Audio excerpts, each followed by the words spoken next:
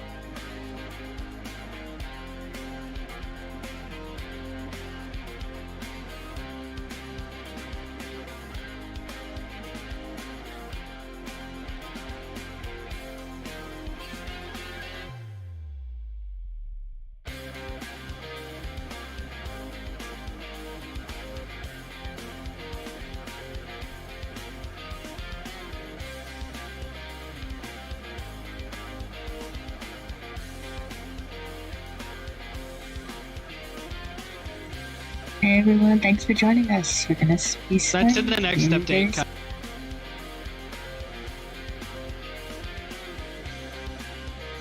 We'll talk about what's out now. RB Flip.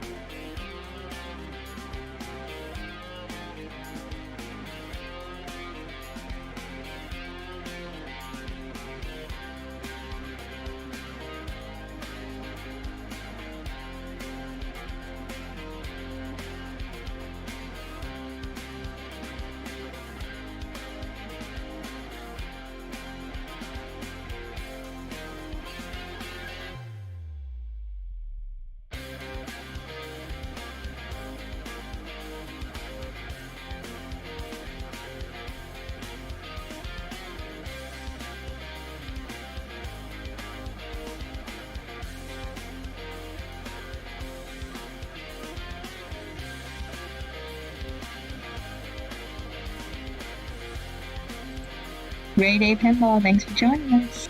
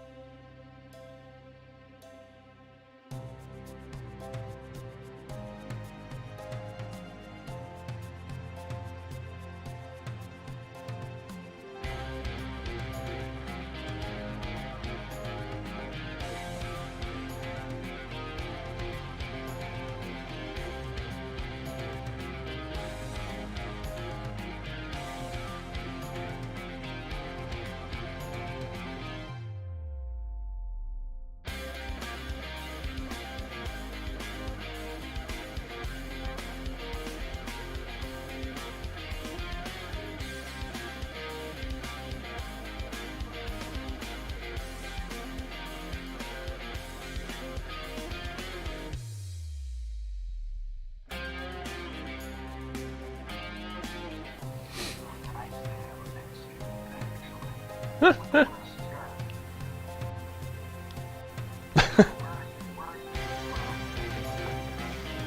from California.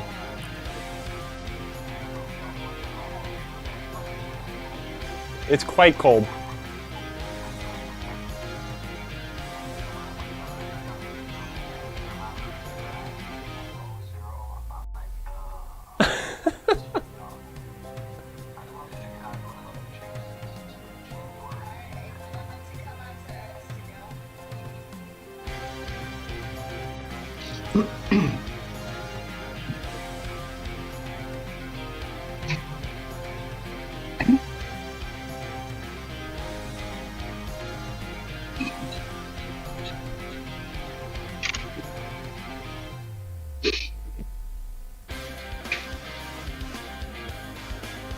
One of my missions today is a signing party for the LE. It's always fun.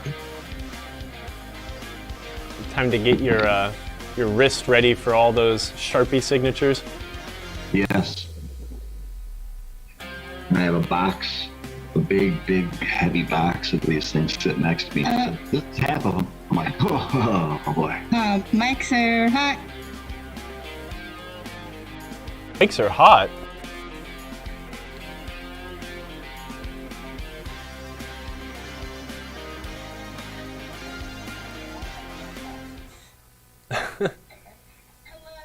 Wait, let me turn on the mics. Mics are back on. Oh, okay. Hello, everybody.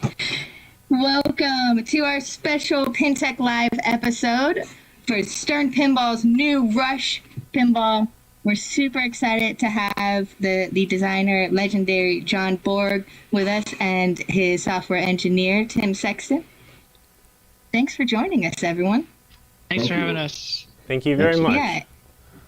And everyone in the chat, let us know if our audio sounds good.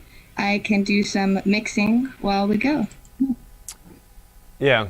How do I sound? I think mine was peaking earlier, but I decided not to mess with it. Hello, everybody. Oh, there I am. Hi. Sounds good.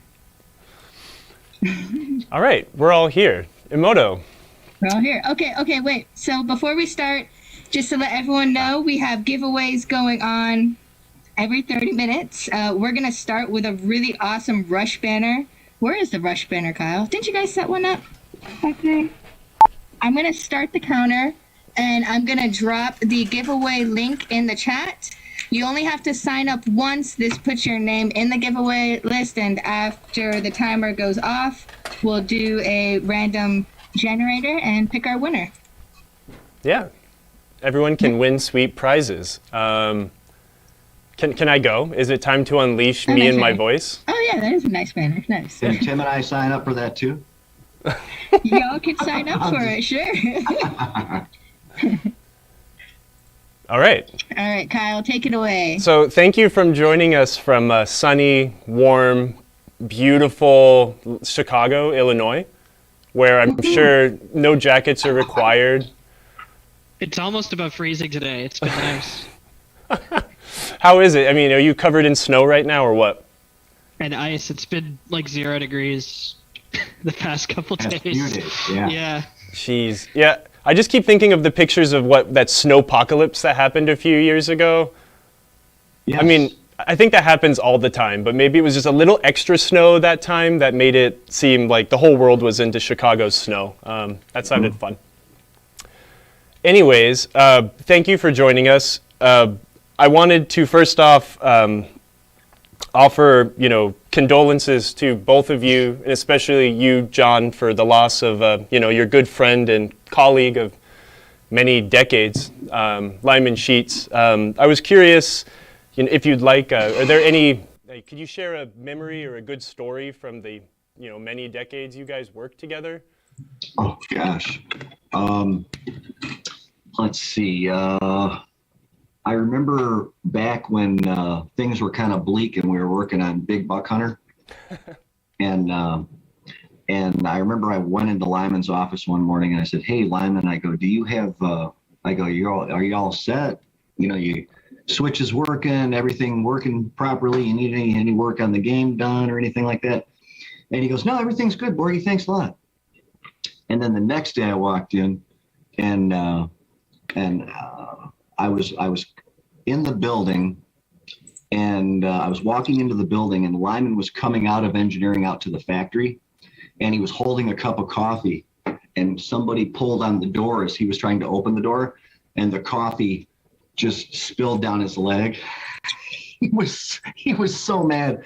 I'm like, it's just coffee, dude. It's okay. It's okay. He goes, I don't have any more clothes to wear. He goes, I'm going to be soaked all day. And he goes, I got to write this code. And he's like, and he just went off. And then I went back to his office about 15 minutes later, and I go, you okay? He's like, yeah, I'm okay. Lyman was really fun to work with. He was really devoted, unbelievably devoted to his work. And after, he would work on code for a game, and when, Gary Stern or, somebody from Stern would go into his office and pull the plug out of the wall and say, okay, we got to start working on this next game now. He would just take it home and finish it. He would take it, put it in his basement. He's got an emulator at home, and he would just sit and pick at it. That's why we always got, a surprise code update 6 months later. That was just Lyman. It's passionate. Just his passion, it was his hobby and his job. And he just kind of kept picking at it. And then every now and then he would surprise everybody. He surprised me many times. So, yeah. But great guy. He will be missed. Absolutely. Yes, definitely. Yeah. Well, thank you for sharing that. I think you posted a story on your Facebook page about a speeding ticket. Yes. That was quite humorous too. That made me laugh. I liked that one.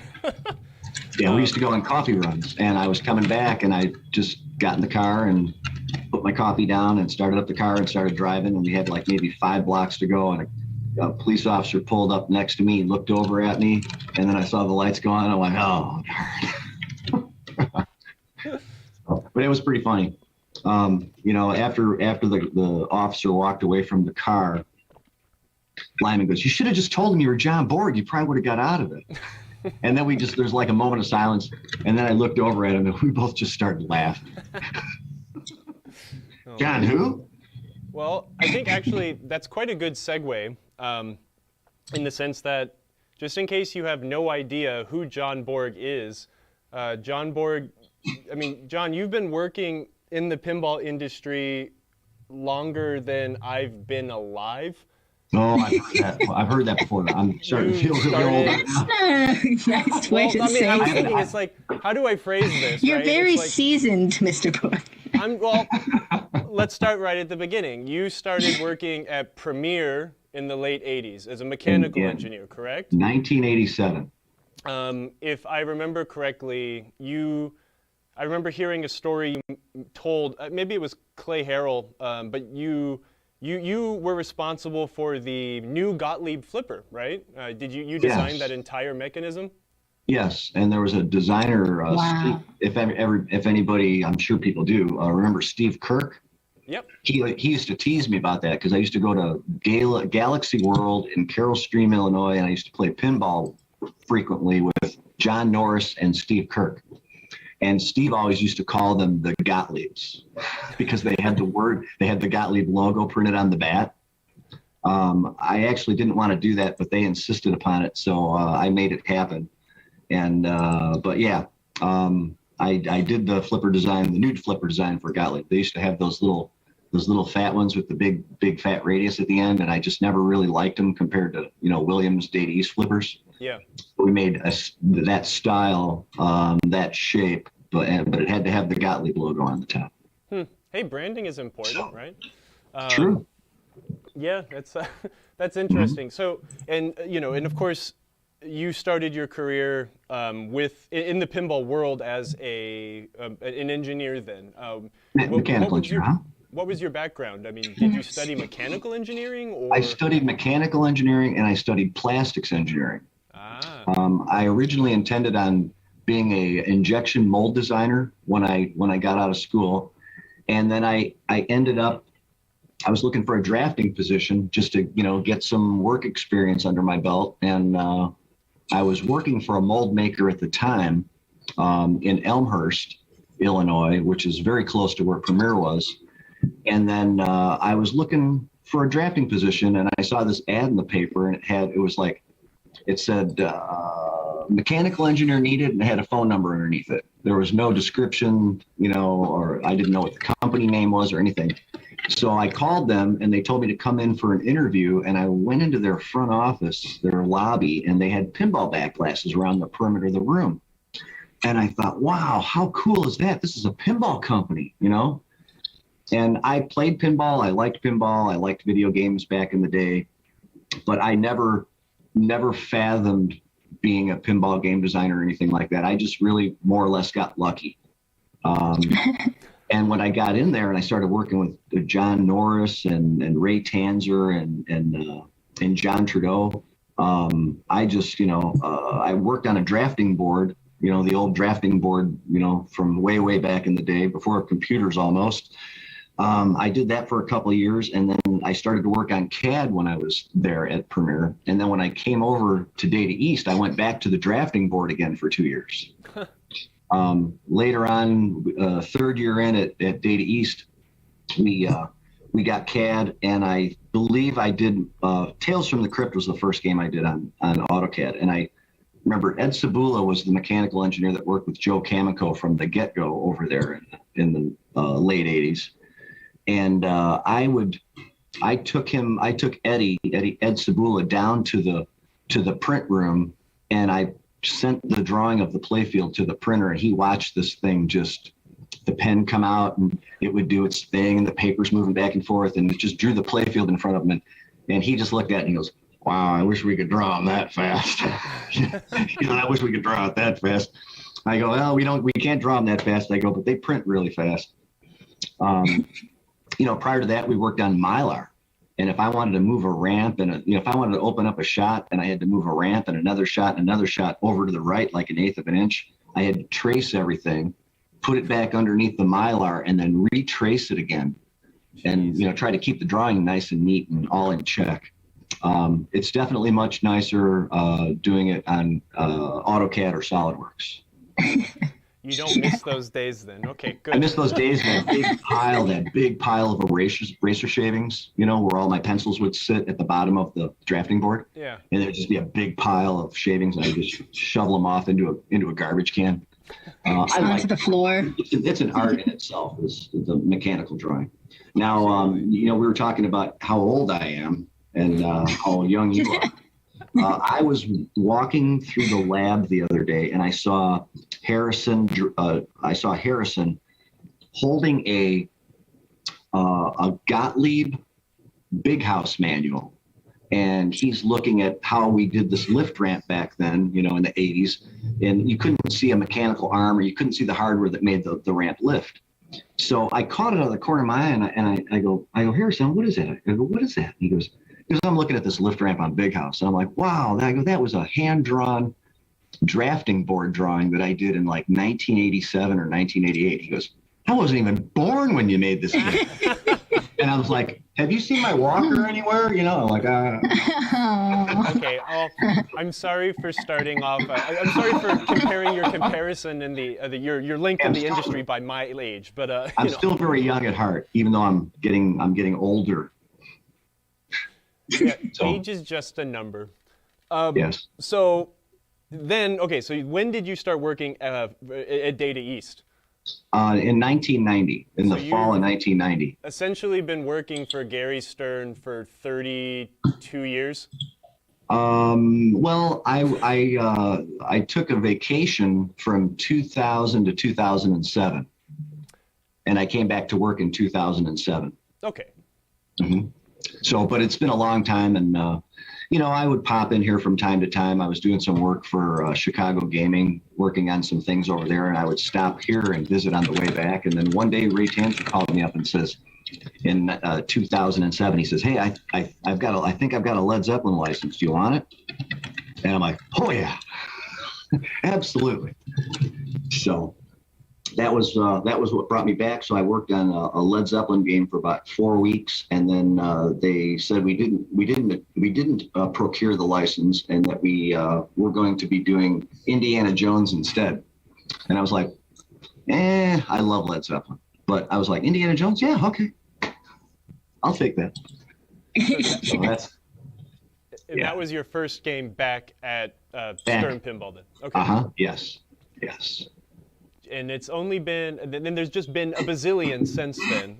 I can sit and talk to you all day about this stuff. We need to talk about your newest creation, but Yes. one thing I do want to ask you, since you are a mechanical engineer who was lucky enough to step into game design, you still do, or have traditionally done mechanical engineering and game design in between in your career, right? Even at Stern since 2007, you still do some mechanical engineering, correct?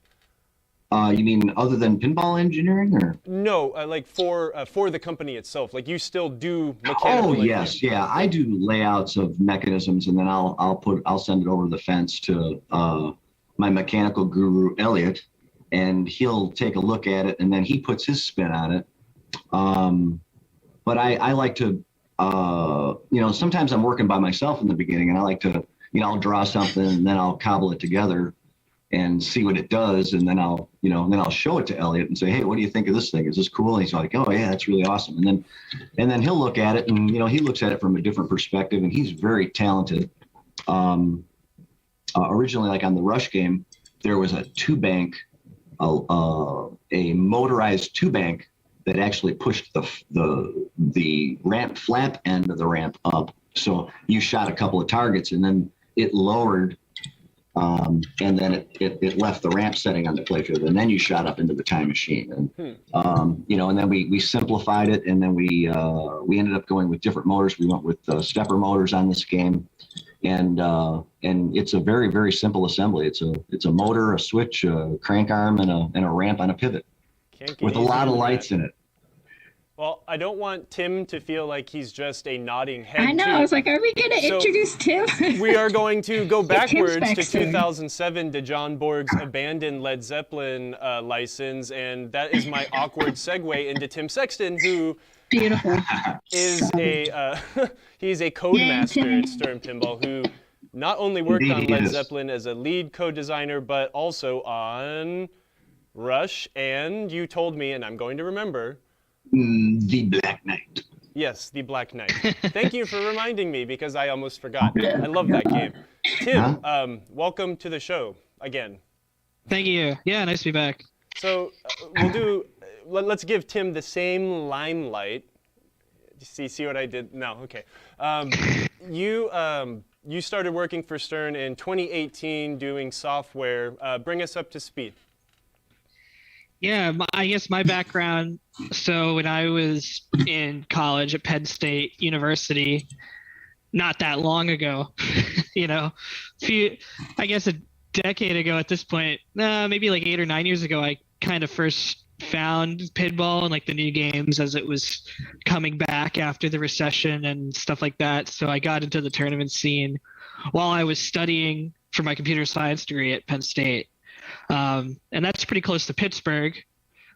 State College is about 2 hours away. So I went down to the Papa World Championship, the Papa 16 Championship in 2014, I believe, maybe 2013, somewhere around there. And that's where I was like 400 games. You get to see everything. I got probably the first time I got to play a lot of John's games going back to the Data East days and stuff like that. And I actually will be playing for the first time your game Frankenstein from 1995. I've never played a real one. I get to go fix one of those this weekend. Next week, yeah. So it's always cool to get to play a new game. But I got into that side of it just playing for a while. And I had a computer science degree, so I understood, after competitive pinball for a few years, that there's people who write the code, the software for the game, which encapsulates, things like the rule set, the objectives of the game, the display, the sounds, the speech, the lights, all sorts of stuff like that. I thought that would be an interesting job. So got my first job out of college at IBM, and I worked there for 3 years, but at a tournament in Connecticut, I ran into Zach Sharp, who's our director of marketing. And I mentioned that I was like, going to change it up. Wasn't totally happy with what I was doing at IBM. And so he asked what I did. And I was like, oh, I'm a software engineer. And then a couple weeks later, I hear, hey, Stern, what's if you want to do an interview over the phone? So I took a phone interview from my car in the IBM parking lot.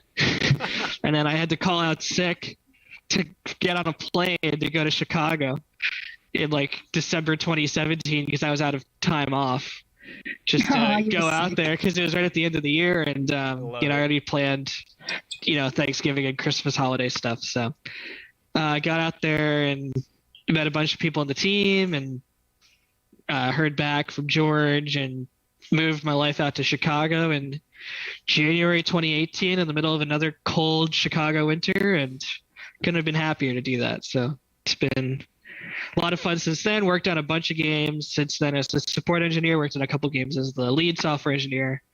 So get to do it all at Stern. Awesome. That's a great story. Calling out sick for a job interview. I bet that's a lot more common than a lot of people realize. I don't think you're the only person that's ever done that. I like that. Yeah, I just showed up after my interview. I just showed up to like a Friday night tournament they were having out in the suburbs. And people were like, "Oh, hey, Tim, wait a minute. What are you doing out here? You have family out here or something?" I was like, "No, don't worry about it." Oh, man. Well, that's awesome. I like that story. Thank you for sharing so much stories between both of y'all. But let's talk about the story of this thing too. When did this thing go into development? How long was the project cycle for Rush Pinball? We started, I started actually early on, right after production of Ninja Turtles was underway. Okay. And then I started to pick at it a little bit and kind of going back and forth between both games, play testing and getting the line, up and running with Turtles. And then I just started to pick at it a little bit. And then when Tim finished Led Zeppelin, then he came aboard and I had written, I had started to write some rules and I, handed Tim the work that I had accomplished while he was still working on Zeppelin. And then he just took it and went from there and just, and he and Raymond both, Raymond's a great player and he's a smart software engineer, as is Tim. And they've both just made a game that makes the hair stand up on the back of your neck. when you get over 500K or 500 million, you're just like, you're in the zone and you can't be stopped. It's a lot of fun to play. When you wind it up, I've told people this. They're like, "What's it like playing this game?" I'm like, "Well, when you wind it up and you really get rolling, and you get your Far Cry multi-ball, and you're in that, and then you start the Rush hurry up, and then you start picking off the right ramp to bump the hurry ups up, and by the time the Rush hurry up ends, you're ready to do free will multi-ball behind the drop target bank, and it's like everything is staged and really well organized. You're not there's not like 3 multi-balls available at one time. It's just everything comes in waves, and it's a lot of fun. It is. A lot of collects. The super jackpot on the ramp you see that lit all the time, and the time machine's lit all the time for collects on 1, 2, 3 combos, where you're collecting album covers, and it's a blast to play. They did a great job, and the video is beautiful too. The video is something I'm excited to experience more. I need Steve to start playing the game so I can watch. You can watch. You just watch it, yeah. There is a lot to be seen there. Rolling back to the beginning of said project, were you presented with John, your next game is going to be Rush, and then you applied it to a playfield, or did you, was this something you had been tinkering around a little bit and you're like, okay. I did. It was a kind of a hard, some titles just lend themselves to like some mechanical device or something, where this one really didn't. Okay. And originally I wanted to do a tribute to Neil Peart right off the bat. And that's where the drum came from. But the drum was the centerpiece. And you shot the ball into the drum up the center ramp. And then I was chit-chatting with Ed one night, and we were talking about the concerts and just talking about Rush. And we started talking about the Time Machine concert, and he actually had the idea to make the centerpiece the Time Machine. And I'm like, oh, that'd be great. I could put the drum over here. We can let it dictate. We can use it in Working Man and let it dictate with jackpots maybe, or multipliers, or we can use it for a timer. There's just all kinds of stuff that we could do with that, with with the drum with the stepper motor clock dial. So then, I was like, then I had to find a place for it to live. And I thought, oh, this would be perfect in the left orbit right here. I tried to spread the love out here, there, and everywhere. The double scoop is another big, pretty interesting assembly. And just a lot of geometry around all that. It's fun to shoot. Tim, you were obviously given a little bit of what John had worked on while you were still working on your prior project. What was your idea? Where do you start? How do you figure out what you want to do with something like this?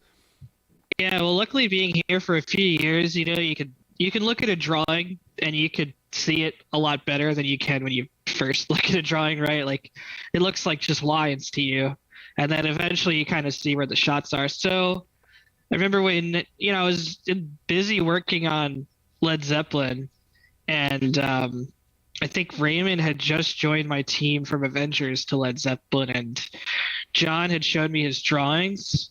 So you kind of for me, I just look at it and try to shoot it in my head, right? Because that's the best you could do until you can actually build it. And I was just thinking about like how I thought the shots would feel from the flipper, just based on that, right? You're just coming up with guesses, but then, I talked to John like, yeah, I'll really be focused on this, once I could get done on Led Zeppelin. I think that was true. I think suddenly you probably heard a bunch from me, a bunch of ideas and a bunch of documents and stuff. I started putting it together when I really had like the way to focus. So before that, I was just kind of giving my thoughts on how I thought it might shoot just based on the drawing, right? Like not even seeing it, just kind of thinking about where the shot paths were, what part of the flipper do you use. I guess I'm lucky because I've played, tens of thousands of games of pinball that you kind of have a good idea of where a shot's going to be on your flipper, how easy it's going to be when you walk up to a game.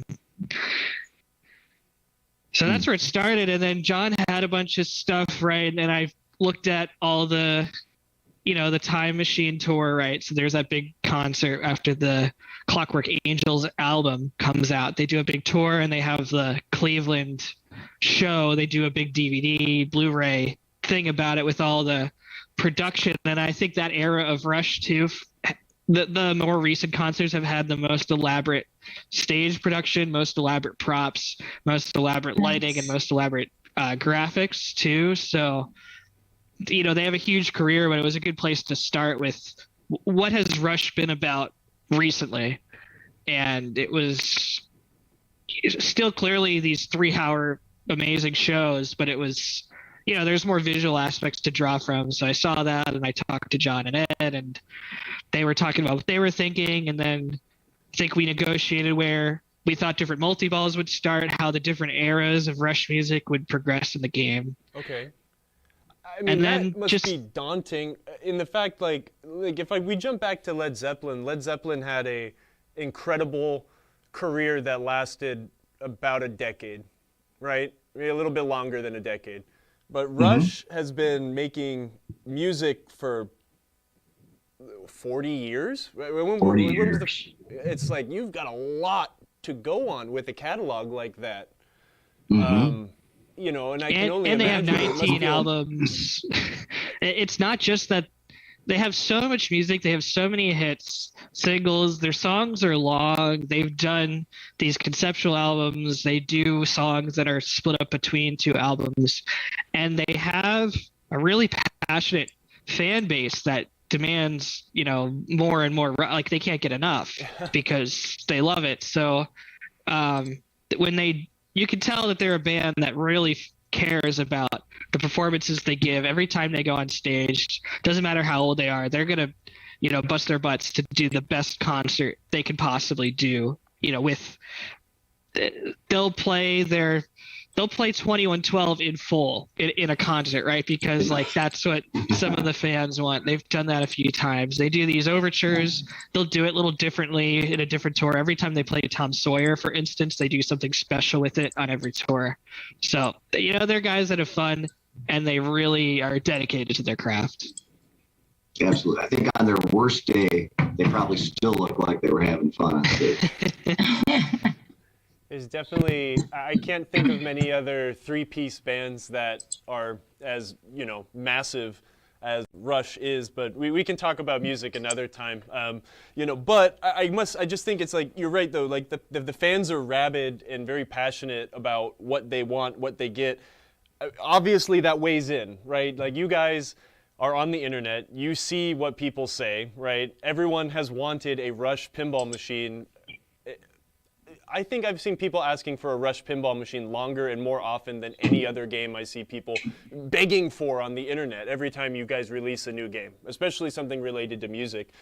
Like, was the gravity of this license, I mean, did it weigh heavy?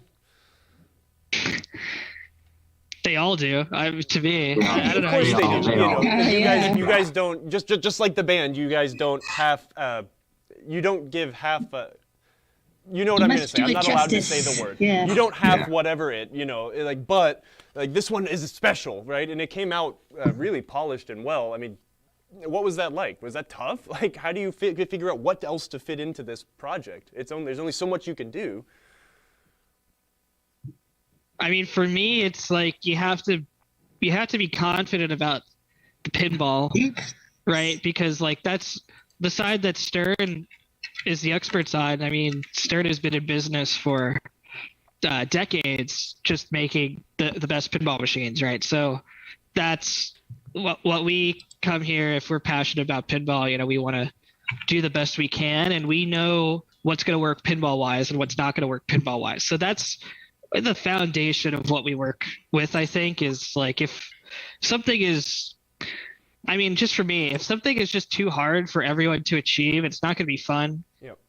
As long as you can figure that out, like, you'll be able to make a better game. Like, just the very basics of making things fun and exciting in a pinball machine is where we start. And another thing I like to do, especially with these, working on Led Zeppelin and Rush, these are bands that have had careers that, not to make this whole thing about age, but, a lot of their performances and music was before my time, right? I didn't grow up with them.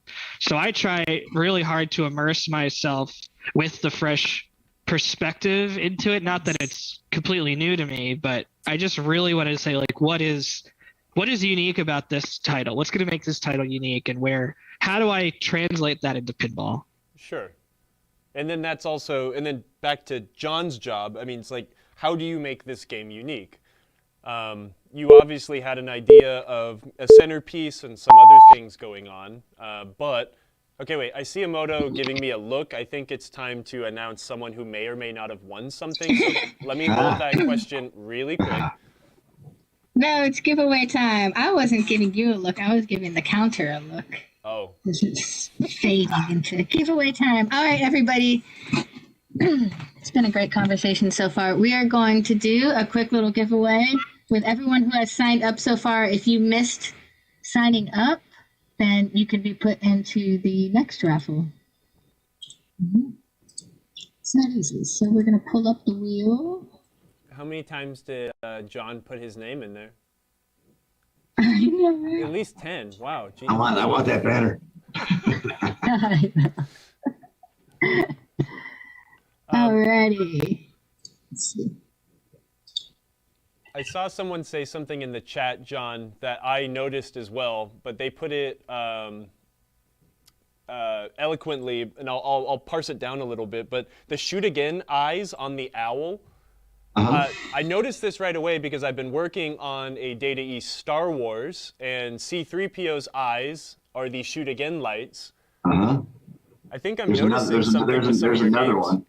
There's another one like that too. There's another one like that too. Oh, it's a theme. Ooh, someone actually put the list in the chat. Metallica I see it. has a bat in between the flippers, and the eyes are the shoot again lamps. Someone put 2 more in the chat.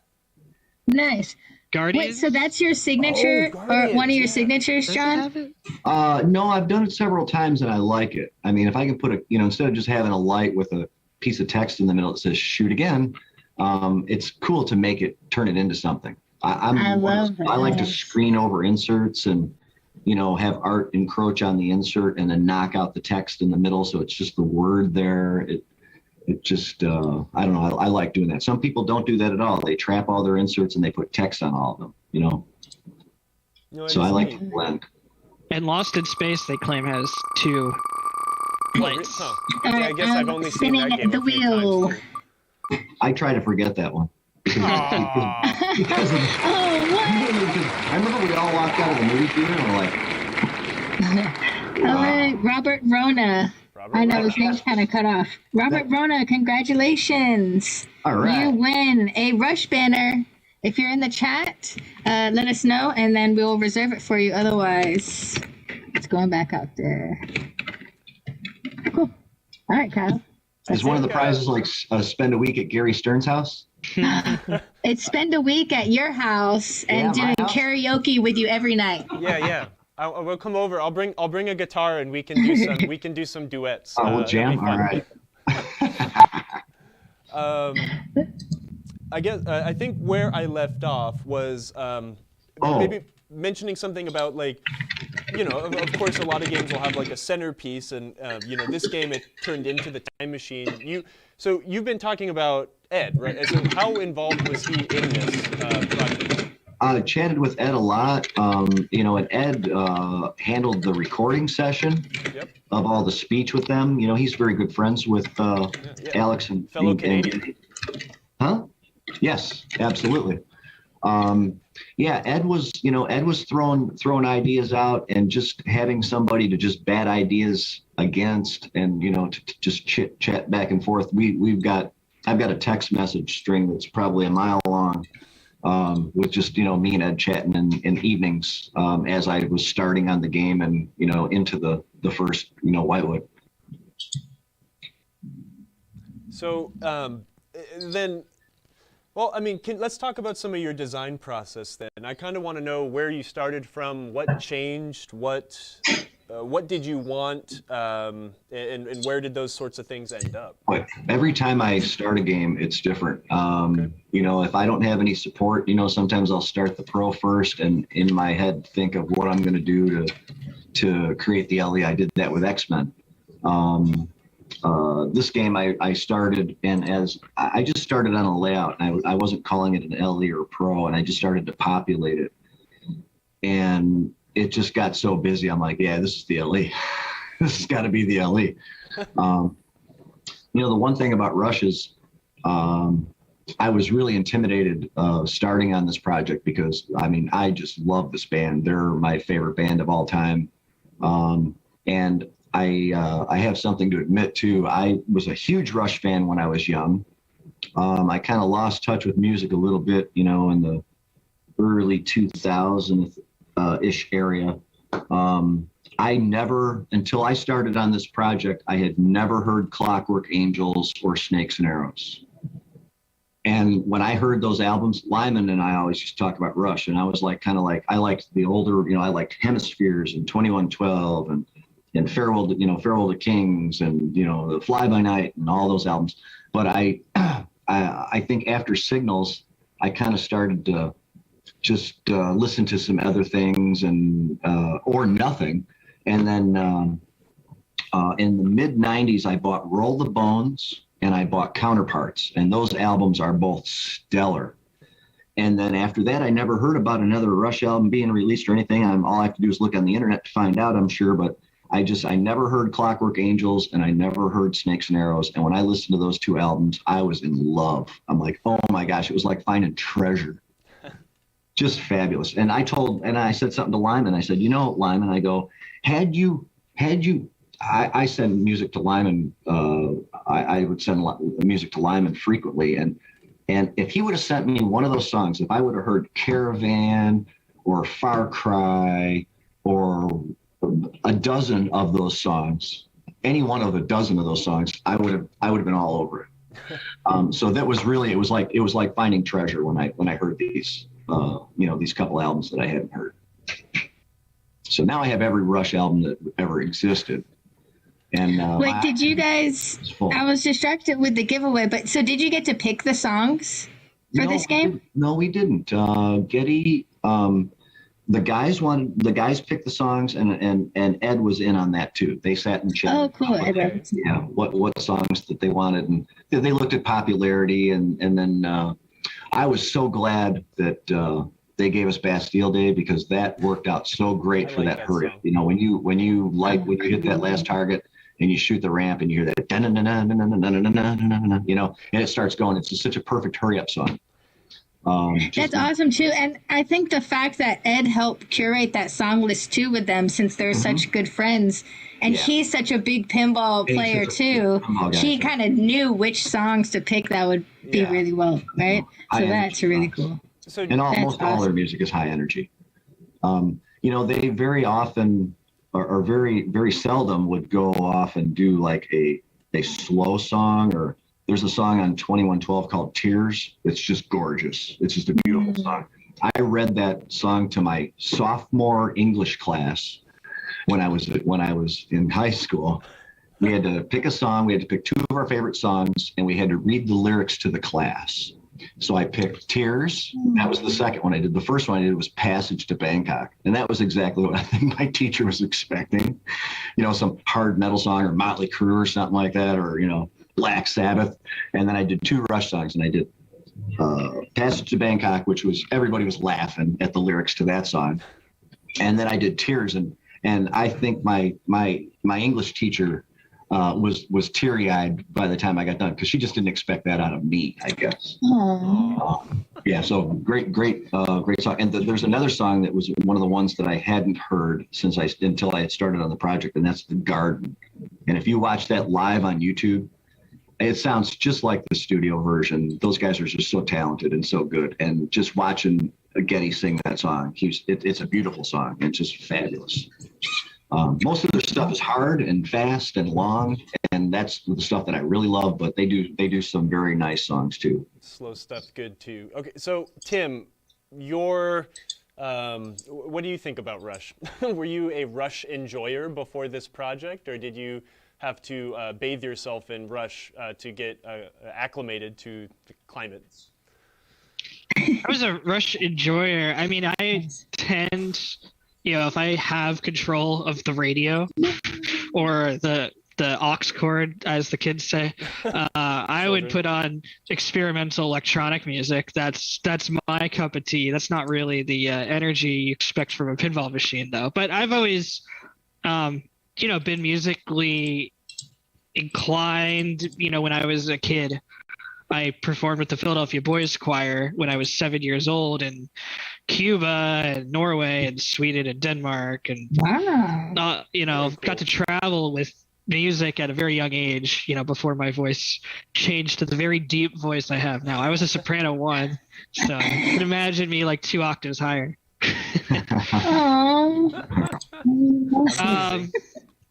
You know, I talked about this on something else, but my father was always into rock and metal music, especially 70s music, so he played Rush plenty. His favorite band's Black Sabbath, but Led Zeppelin was a close second or third, so I was very familiar with them. Rush probably in the top 20, I'm sure. You know, all that 70s music stuff. I know Rush, their careers 70s, 80s, 90s till now, I guess. You know, it's a long one, so I wouldn't just call Rush 70s music, but yeah, you hear it. And then also a couple of years ago, I went to a pinball tournament up in Canada, and in Canada, there's a requirement for radio play that 30% plus of the artists that you play on the radio have to be Canadian. France has a similar rule for French music. So you'd turn on the classic rock station, right? And you'd hear American or British rock or something, and then you'd hear a Rush song, and then you'd hear like an American or British song, and then you'd hear some Canadian band you've never heard of before, and then it went back to Rush, and you're like, yeah, this is the best Canadian rock I've because it's familiar to you, and you're familiar with the music, and hearing something new from a band you've never heard of in your life, and they're like, that was this band, and you're like, oh great, I guess I'll look them up when I get there later. So, you know, they've just been bigger than, you know, one of the most successful Canadian music acts of all time, obviously. And I don't think you could go if you're someone who goes to sports games, you're going to hear Rush. Like you'll hear Rush's music all the time. I heard during the playoffs, NFL playoffs last week, I heard Limelight playing it off into the commercial break. So familiar with it that way, of course. And we have so many of their top hits in this game that I don't think you could really be disappointed. The only way people could be disappointed is if you wanted more of their deeper cuts because they have such a huge catalog. I was going to say, so then John being the bigger Rush fan, when you were presented with the song list, was it kind of like, oh yeah, okay, these are good, I can work with this. Same thing when we produced the Metallica game. They also picked the music for that game. Okay. And you can't really go wrong. They could have picked. Somebody asked me, how come you didn't put YYZ in the game? And I was like, well, you know what? That was definitely one of the ones that I really wanted in the game. And but they just didn't pick that particular song, and it's an instrumental track. I'm sure Getty wanted songs where he was singing, and but I wrote that person back and I said, I could take all the songs that we have now and just put them aside and pick. I could pick 16 new tracks, from the rest of what's left, and still do a great game with great music. They just have so much material and just so many good songs. Yeah, there's so much there. Yeah. So going back to songs, right? I mean, over the years there have been a few different ways where music and pinball have collided, and some of them are very focused on the song being a mode. Some of them maybe just have a song as a background enjoyment for your pinball soundtrack. Tim, maybe this is a good time to start talking about, or both of you, I'm sorry, the progression through the game and how the music interacts with what you as a player are doing and progressing through the world of Rush. Yeah, I mean, I feel like there's two major ways you can do it, right? You can either have where you choose the song and it right away, it changes the rules from the choice. Or you could shoot shots to change the song, and then you get to the pinball machine through shot making. And if you do it so I tried to do it differently than Led Zeppelin for the sake of just not repeating myself, right? And Led Zeppelin is very much like you choose your song, you're locked into your song. You can't really change a song until it ends. And there's advantages to that, disadvantages to that. But if you start other things, they're kind of just features that layer onto this. In Rush, it's kind of the layers are the different songs, right? So like you have the mode layer, you have the multi-mode layer, you have a hurry up rule, like the Bastille Day rule that can add on top of it, and you kind of get a stack of stuff, like a sandwich of songs almost that you're building from bread to your proteins and your veggies and stuff like that. So it just is like with the 16 songs, the challenge was actually like, where do you put all this stuff in the game? Because it's a lot of music and a lot of content. And what immediately jumped out was like how long those 2112 and Cygnus songs were. And if you put those like in a time, let's say you put them in a 60-second mode, you're listening to a tiny fraction of that song, right? So that's out of the question. You can't do that. Yeah. And since recently we've done these challenge modes more frequently in the games, that people may have seen the menus in the games where it's like use your flipper buttons to select standard mode or challenge mode or something. That felt like a good place to go because you wanted to make something really cool and long with it, but you didn't want to just give it to the player right away. And then after that, they're just kind of in nowhere land. So we put them as the wizard modes, but also these challenge modes so you can jump straight to them. They're actually not in the game yet. The game you're playing now, they're in development right now because it's a big, huge task to do like 2112 wizard mode justice, right? But it's going to be awesome. I mean, I'm working with the artists and my team every single day to make that as fun as it can be. And you've really got a solid game right now that we were able to ship. I'm happy about that.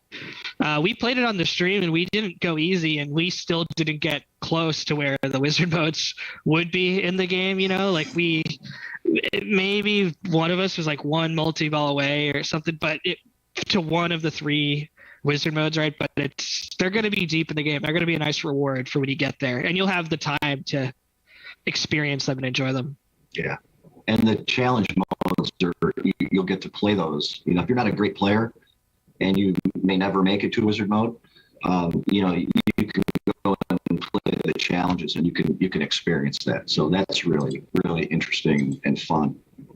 I hear a lot of video game players, younger people, are not so much playing the game for scores, but they're playing the challenge modes to try to see how well they can do against their friends. So, what kind of challenge modes do you have in Rush? If you play it today, there's none. If you, you know, as the game. I'm not playing it yet, so. Yeah, so we always do. What do I have to look forward to? With Insider Connected, I just want to highlight this. With Insider Connected, you can always get automatic updates for the games. Oh, it's and so amazing. So as long as you register your game, you know, you'll just, one day your game will just update. You'll be like, wow, it was magic. That's so there's something else in there now. If you set it to do that, Yeah.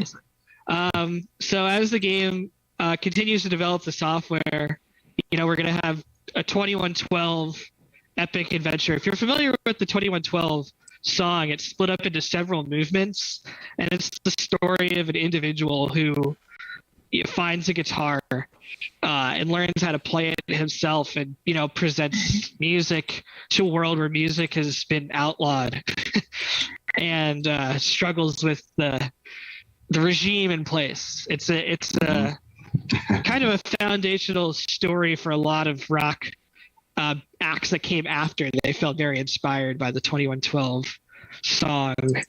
It's a song. It's 18 minutes.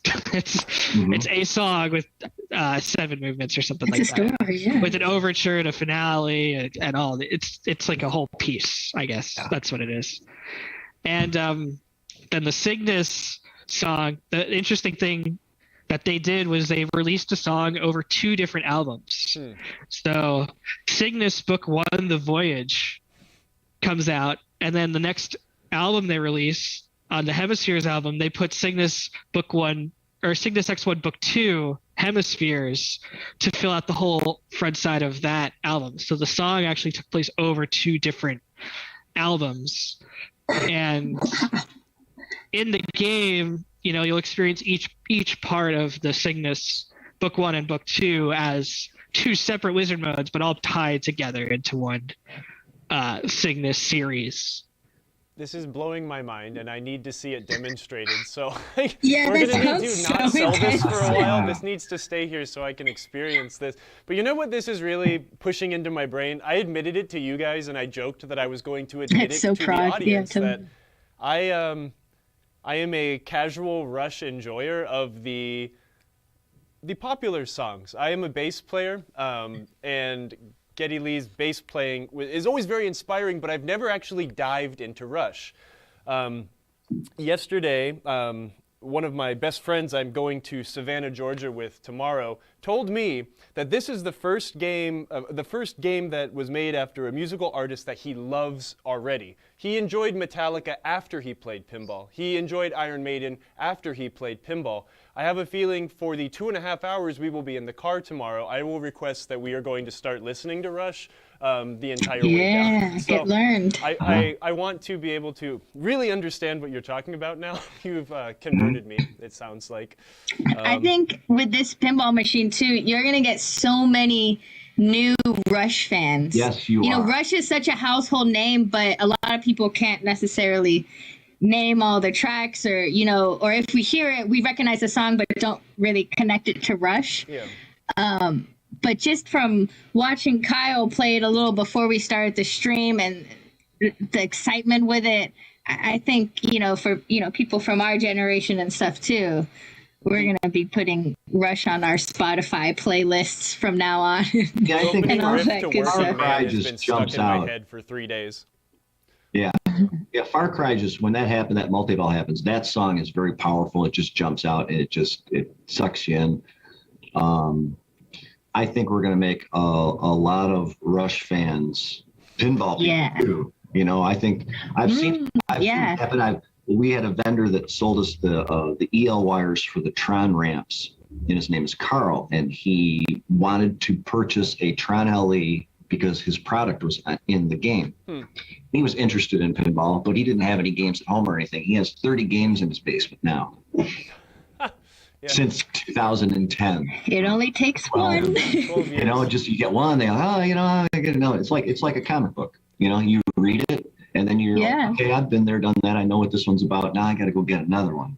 And then you go back to that other one, you know, where you don't really go back to comic books, but you go back to that pinball machine. You know, go back to Metallica and do battle every now and then, you know, just, yeah, it's all great. I think we're going to make pinball people Rush fans. I had a couple guys on my Facebook page that said that they're like, oh, I've heard Tom Sawyer and Limelight, but I don't know what any of their other songs, if they're any good or not. So, being an avid pinball player that this guy was, he will definitely have a few more names of Rush songs that he can say, I know that song. I know that song. Okay, so here's something I was just thinking about. I mean, Metallica, I mean, AC/DC and Metallica were two of like the first like modern music pinball games, right? Mm-hmm. I can't, you know, what you've done, Aerosmith, John, you've done Kiss. You've done a lot of music pinball in your career. I mean, are you happy with the way the music is implemented in this game? Maybe compared to... absolutely. Okay. Yeah, I didn't really like. I haven't played AC/DC in a long time, but you were kind of shoehorned into listening to one song for some period of time. I like that the music changes as much as it does because there's just so many tracks in this game. If we had 8 songs, you could probably, you know, we could have done it different. But I like the way it is right now. There's always something. You play a game, you're hearing several songs, or, you know, clips of several songs. And it's not, and like as someone who has played this game just a little bit, they're not. It's not. They don't mix together like garishly, like they do. Even though I started off playing, a Working Man. Well, when another song kind of comes in because I've started something else, it's nice. It's like, oh, cool. This is started, and now we get to experience. I did something else. Now I got something else going. You know? The way it comes back in, it's not jarring. It doesn't feel awkward. It is neat. Do you ever expect making more songs to be added to the game? This was just a question that was dropped in the chat. I'm sure it's someone who hasn't even played it yet. Yeah.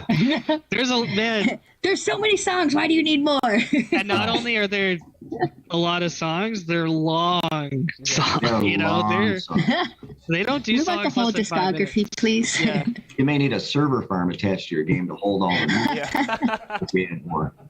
I think if you want to know about the history of the songs that were selected, the songs for the game, if you make the free insider account, if you're logged in with the scanner, there's a podcast on there that Nate Shivers does with Ed Robertson that goes into the story of how the songs were chosen. So, you know, if you see that, it'll make sense that, these are the songs for the game. This is what the band chose. Emoto reminded me, or informed me, that a lot of those podcasts are, they are free to listen to with your insider account, right? So there is a whole bunch of Nate Shivers content that I haven't heard that I can now listen to. And if y'all didn't know that, log into your Stern Pinball Insiders account, and if you scroll to the bottom, you're going to see all this amazing content for all different games. It's podcasts, video links, so much great stuff. Yeah, great behind the scenes. I really need to start very in depth. So that's where y'all want to go to get the kind of insider scoop. One other thing that Ed did for the game was he plays the character of the Solar Federation officer. You know, in some of the early Rush songs, there was a lot of like a mixed, deep, dark computer voice. You know, like sheds a black cloud, overcast skies. You know, you hear this really deep, dark character talking, and Ed did some of that. Like if you start the game, you'll I don't know how often does that come up, the end that line from the end of 2112. We have assumed control. Yeah, we have assumed control. Yeah, there's more. There'll be more speech to every update too. We have a bunch of lines on instructions and stuff related to specific features like the time travel. And as we put in the wizard mode progression stuff too, we'll add more of that. Yeah, Ed did a nice job with that too. I really loved the video that y'all put out with Rush back in the studio, where it shows the behind the scenes of Ed and Getty and Alex actually recording all the call outs. I just dropped the link in the chat for anyone that hasn't seen it. It's so great that they're doing the call outs, but also just to like capture their excitement and how much fun they seem to be making this pinball machine with y'all. It's not like a task like, oh, I got to go in and do this. They're like loving it. Yeah, if that's just so nice. If you compare the enthusiasm behind everyone in Metallica who recorded voice lines for the pinball machine versus Alex and Getty, it's the energy level is 1,000 times higher. It's really rad. Y'all watch that video. They're so funny too, especially Alex. Yeah, Alex was really funny in that video. Just listening, he's like, "Should I bring my radio voice?" He's like, "Let's see, 600 or 300 lines times 3 takes piece. That's 900 lines." He goes, "I ought to be able to whip that out in about 15 minutes or something like that." He was. They were both very, very nice guys and very funny. Did you guys get to interact with? Did you get to meet him? Yeah. Did you get to meet him in person? COVID and everything. Yeah, there's a little thing called code that closed the border. Things kind of settled down. I'd love to go up there sometime and meet them. That would be fabulous. But we did not get to do that though. Will you go and deliver their LEs personally? I like that idea a lot. I think he needs to. I think we need to pitch that idea to marketing. We can probably make that happen. That would be awesome. Yeah, and send the camera team with you so we can capture. I've met a lot of celebrities, and I'm not starstruck, but I would be giddy to meet them. Those two guys. Giddy Lee. I'd be Giddy Lee. So that would be interesting. What if you delivered the game and they were flipping both flippers at the same time? Oh, we'd work on that. Would you? Actually. That's why they need a pinball coach. There needs to be John Borg, the professional pinball coach. That's great. So let's talk about the actual story of the game. And Tim, when working with Raymond, how many projects have you worked with Raymond on? 2. Led Zeppelin and this. Okay. Raymond joined May 2020. So he hasn't been here for very long. We've gotten a lot of work out of him. Yes.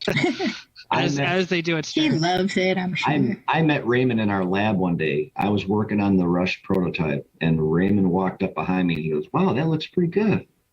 And I'm like, yeah, it's coming along pretty nice, And then he, chatted for a second or two, and then he walked away. And I looked at everybody, the other people that were remaining in the lab, and I'm like, who is that guy? I had never met him before, and I didn't know him. And I thought, how do you get in here? And then somebody goes, "That's Raymond Davidson." I'm like, oh. He works for us now.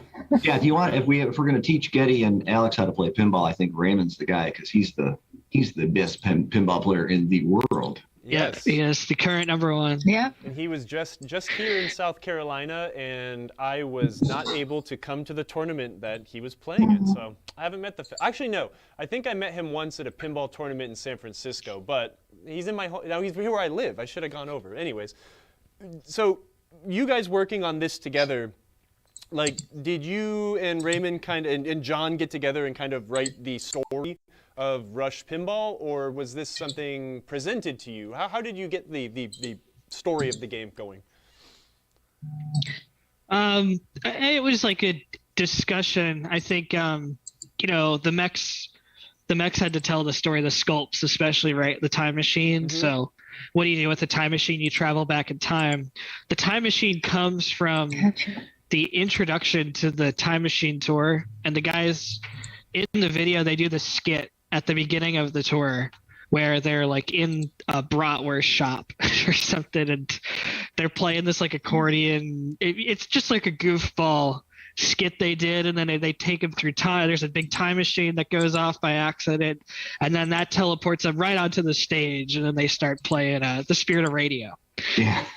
So it's just this big cinematic lead into their show that they did, and it was a really cool effect because it took them through their career. They had these actors who dressed up as young Getty, Alex, and Neil, and then they had these women who looked like Getty, Alex, and Neil playing. They just had all this stuff in there if you ever really want to go watch the Live in Cleveland tour.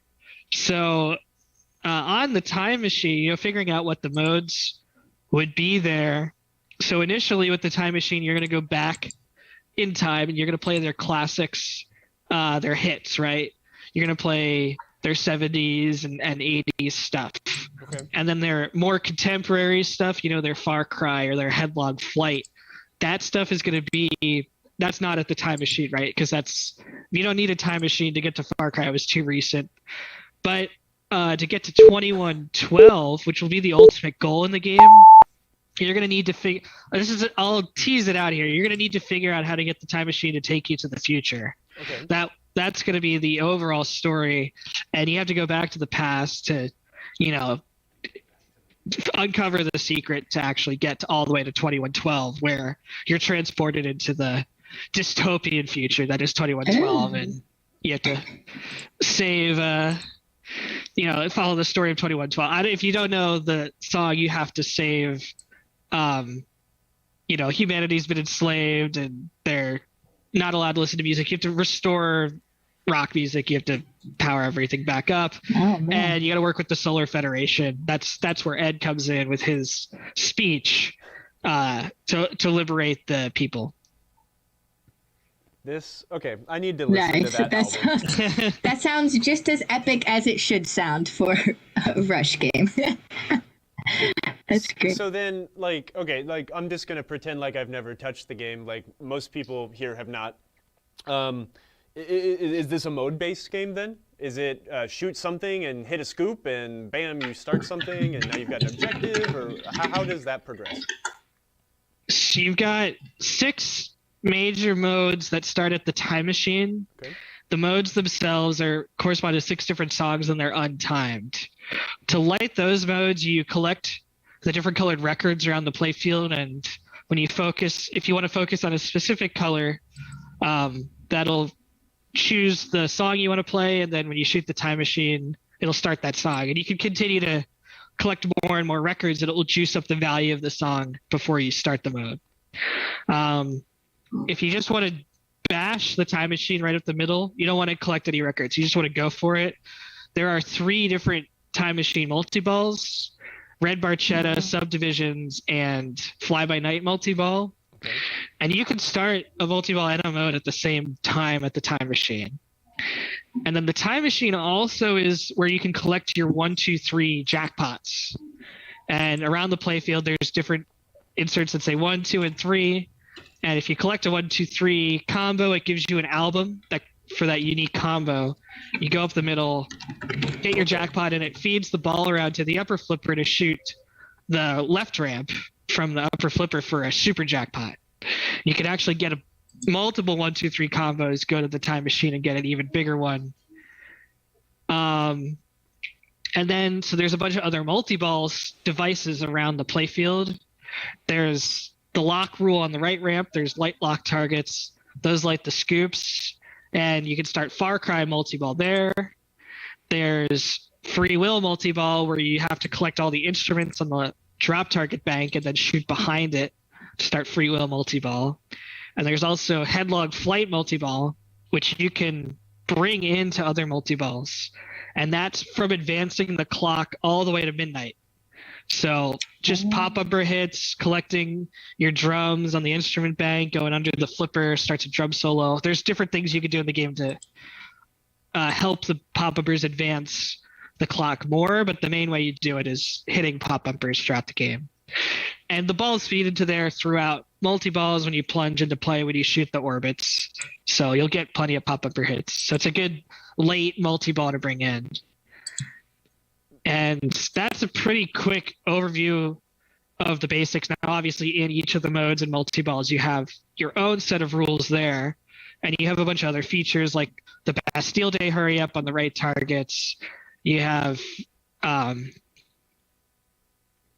to remember what else. You got the diverter, which you can control with the button. You have a rule on the button where you can actually kind of smart missile your shots. And then this is for once you've played a few games, if you really want to get more into the depth of the rules, the way your diverter is configured is actually the direction you spot your shots when you hit the button. It could be left to right or right to left. Huh. So if you are playing a multi-ball like subdivisions where you get more and more shots when you hit it, you can kind of strategically hit the jackpots the way you want. Bring the ball. So there's a lot of you're controlling the diverter with the action button? Yes. Yeah. So the game will tell you which way the ball is going to go. If you hit either ramp, it's going to go the same way, and it might start with it lit to the right. If you start another mode, it might go to the left. It might change it. But if you press your button when it's red, it'll swap it to the other side. And there are also domes on the playfield on each side of the game that pulse on and off with that red button to let you know which side the ball is going to go to. So you can just visually look down and know which side the ball is going to go to. Yeah, so now when you start the game, it's defaulting to send the ball to your right flipper. When you start the hurry up, it automatically changes it. You don't have to touch the button. It changes it so that the ball comes over to the left. So if you're coming off the left flipper, you can shoot the rush targets on the right. That is so neat. And you can also, the best part about that is when Bastille Day starts, you can pump that right ramp and it comes back to the left flipper and you can keep going around and around if you can make that shot. If you hit that 2 or 3 times in a row, you feel very good and you've bumped up your hurry up values, and that's very rewarding in the game. Huh. Okay. Now that's so neat. So there's all kinds of little strategies. Here's another one that's really interesting. I was playing the game one night and I wrote to Tim after I finished this game. I'm like, this is so cool. I lit the lock on the top scoop and I shot the ball in there, and then I light plunged in, and then I let the ball roll back to the upper flipper, and I swept the 2 targets in front of the ramp with one shot. It hit the one target, dinked the other one, and then immediately lit the multi-ball. That's kind of fun to try. But there's all kinds of little strategies that you can use to play. Like if you've got Far Cry lit on the scoops and you've got a ball in either hole, it doesn't make any difference. If you bury the ball through the left orbit and just hold the right flipper in and hold it up, the ball will automatically just bounce off it and go right into the scoop and start the multi-ball. So that's kind of pro tips. I need that. That's awesome. That's I really like that side scoop. You did another game that has a side scoop similar, right? Was it Ripley's or Guns N' Roses a long time ago had a side scoop. Guns N' Roses, yeah, okay. Ripley's was a pat game. That was actually Tim's idea to put that side scoop in. There was nothing there early on. I had the double scoop. There was another one tucked up, kind of like up where the target bank is near the pop bumper. And I was going to just feed the ball across to the other one, and then they would simultaneously, one would shoot right flipper, one would shoot left flipper. And then Tim said, when you go around the orbit, you could shoot the side shot. And then so Elliot and I reconfigured the whole trough and under trough and scoop system for that. And that's a great shot. It's, even if you don't hit the shot really, really hard at left orbit, if you hold the flipper up, if the ball's got some speed coming back down to the flipper, it's going in that hole. So we made the opening pretty wide to make sure that we would be able to get in there, without having to really be careful of like flipper adjustments. Sure. Yeah, so it's pretty much every game you play that feature will work. That's a neat one. Nice. It's a lot of fun. All right, well, we are ready to do our second giveaway. We got 3 giveaways, y'all, so you still have chances to win. Don't worry.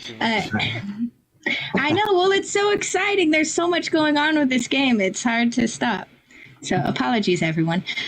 So we have the Wheel of Names ready to go. The winner is going to win our Marco swag pack.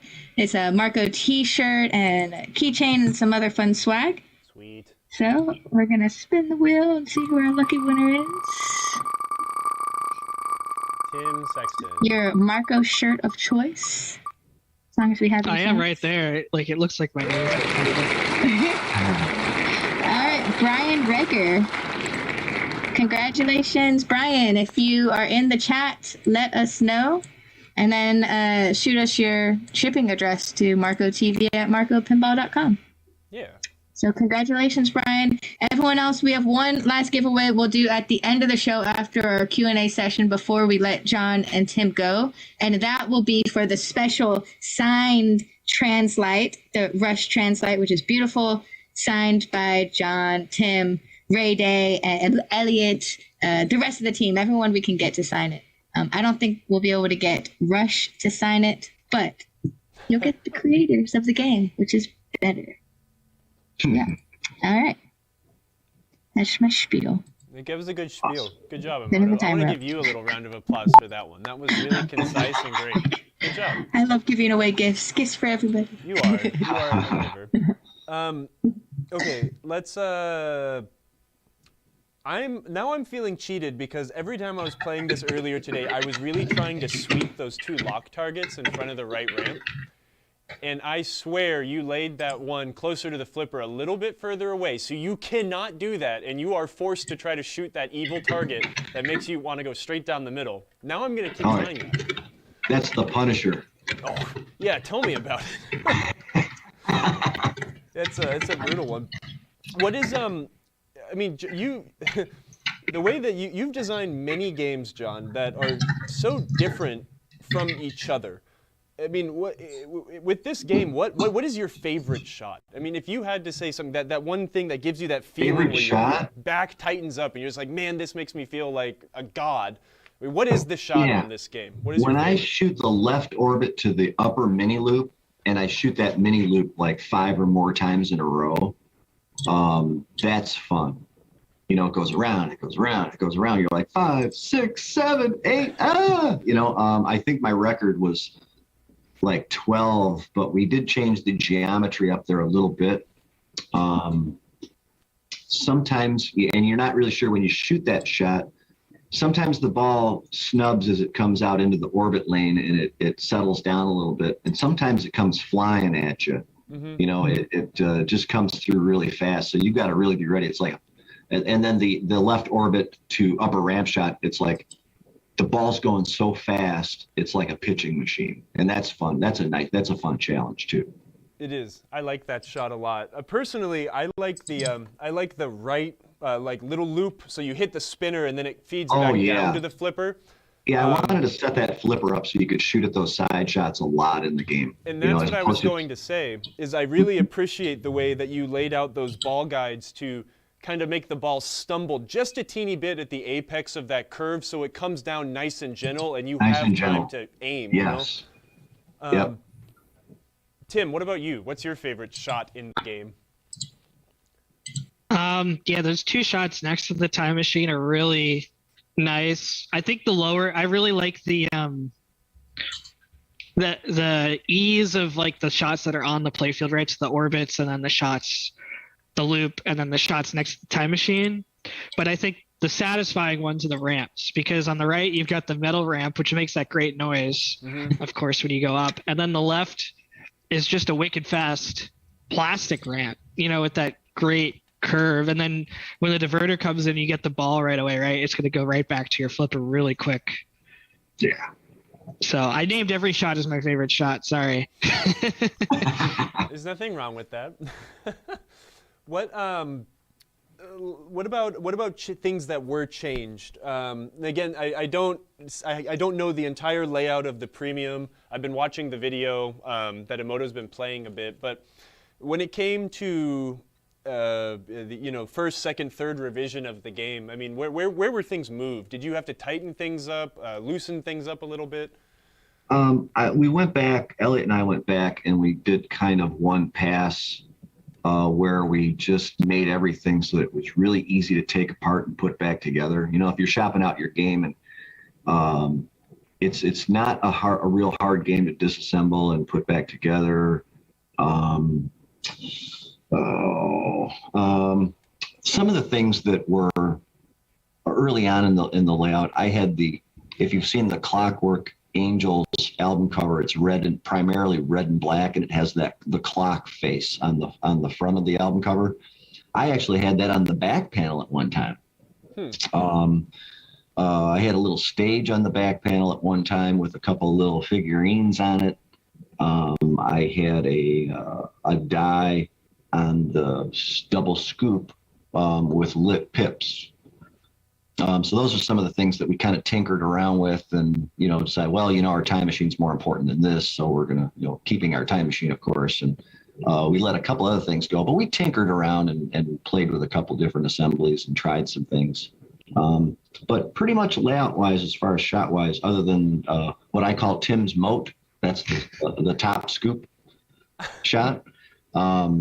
Wait, why is it? He was calling it that. That was added. He was calling it that for a while. That was added later when Tim came aboard and we started talking about the game more. Okay, why is it referred to as a moat? Just because it's a little drop-off area. I don't know. They can kind of catch balls that come down too. That sometimes you get a feed where you'll hit something weird and it will come down. Not weird, you'll miss the shot. It'll come down into the moat.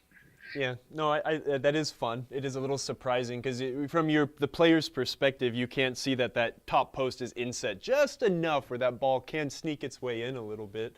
I did see one of the comments in the chat. Someone asked like how much the things change, and I was like, hopefully not too much. If John changed everything on me all the time, I'd be in his office like, "What? Stop! Throw his computer in the trash can. You're done." Because you need consistency. Like you need to just make sure you're not going to take a shot that you put a bunch of rules on and you're like, oh, now this shot is way harder, right? Like that's going to throw everything out of balance. So you want to get the shots at least, those are right. And if, you do different things with lights and stuff for effect, that's a little easier to tweak for me than when you're actually changing the position of a shot. That's a challenge. Yeah. Yes. Man. It's so beautiful. Kyle just set up a shot on the playfield and just looking at all the colors and stuff.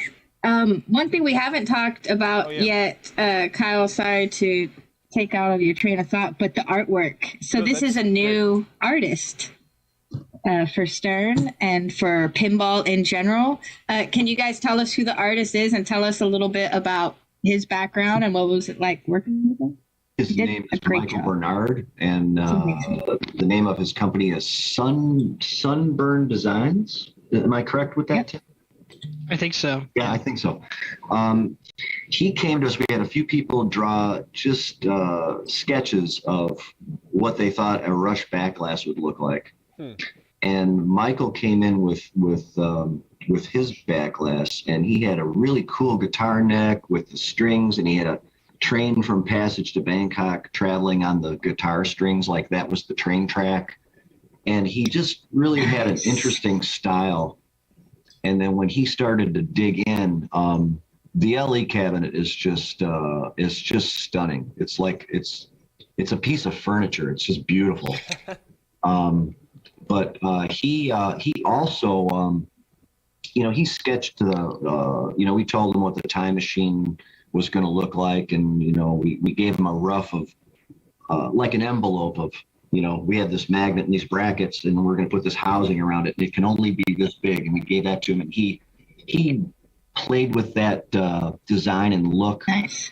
And send us sketches back, and we're like, yeah, this is really great. And then Elliot took some of his sketches and made the housing. He actually modeled the housing. We didn't have to go to a sculptor for it. He did it himself. Cool. So we just kept picking away at it. Gosh, where was I going with this next? I don't know. With the art package. Yeah, the art is gorgeous. Michael did a really nice job. side armor on the LE is stunningly different. We didn't illuminate it or anything, but it looks like a guitar, and we kind of fed the steampunk vibe into it with some gear. It looks like the edge, the perimeter of the guitar has got like gear teeth on it. That was Michael's idea. I can't remember if we had talked about that or if Michael just came up with that idea. But when I remember seeing the first sketch going, wow, that's awesome. So the armor is gorgeous. And all the rush trinkets, for a rush fan to walk up to this game, they'll be walking around the thing for an hour looking at all the little Easter eggs put in everywhere. Little doodles and hidden things, and all the rush trinkets that are in all the little portal windows on the side of the cabinet. You know, you've got the permanent waves girl, and you've just got all these, on the premium, there's the caravans flying in the background, because the premium cabinet is from the Rush album. And, we colorized it a little bit. And then I was like, in that radiating pattern that comes off of the Rush logo, I was like, we need to put some planets, and, maybe the caravan and a couple other things. And then he did a beautiful job on the bottom edge of the cabinet, because that was pretty plain too. So we were able to put those, he had the idea to come up and with those, the satellites. He added the satellites and the Rush star on the ground in the snow. That just really tightened up that cabinet, and we were ready to go on that. And then his animated Rush cabinet on the Pro is also beautiful. At first when I saw it, I thought, wow, maybe that should be the premium. And then we're kind of humming and hawing and going back and forth, and then we decided to go with the really busy cabinet, the Pro cabinet. That's the one you're going to see out on the street probably more often than not. So that thing, it really pops. Very colorful, and it pops, gets your attention. It is. It's gorgeous, and I think personally, I like the color gradient. Like the tones of the color and the choice of colors. The game really, really pops in a way that is just very satisfying. Yeah. That's fun. It's neat to hear you be passionate about the art. art. Yeah, the colors as well, are amazing. To kind of be. How much hands-on do you have with your games when you're like, well, here's the 4 or 5 decisions, like, do you dictate, like, I want this to be the Pro, the LE, and this is the Premium? Is that something you like to put your hands on? Sometimes, I'll say, well, this is Pro, this is LE. Like with this one, I was thinking that the Pro would be the Premium. And then I started to talk to some of the guys about it, and they're like, oh, I think the fly-by-night cabinet should be the Premium, and a couple people thought that way, and then I kind of looked at it and thought, yeah, you're right. So I was actually glad that it turned out the way it did. So you got to look at all the packages, to get it's would be very easy to swap, one for the other. I mean, we could have made the Pro cabinet the Premium, and I think it would have been just fine. But I'm glad that we chose the way we did. Sometimes you sit and you'll decide something, and then you sit and look at it for a while, and then you change your mind. And I did. You'll never come to a decision because the decision changes every 35 minutes. Right. Yeah. That's awesome. Now, okay, I do want to ask one question. This comes back, and I think we should open up to a chat Q&A. So I was literally about to ask you that, Kyle. Internet, please get your brains in gear to ask these fine gentlemen some questions. Thanks, Kyle. Caution.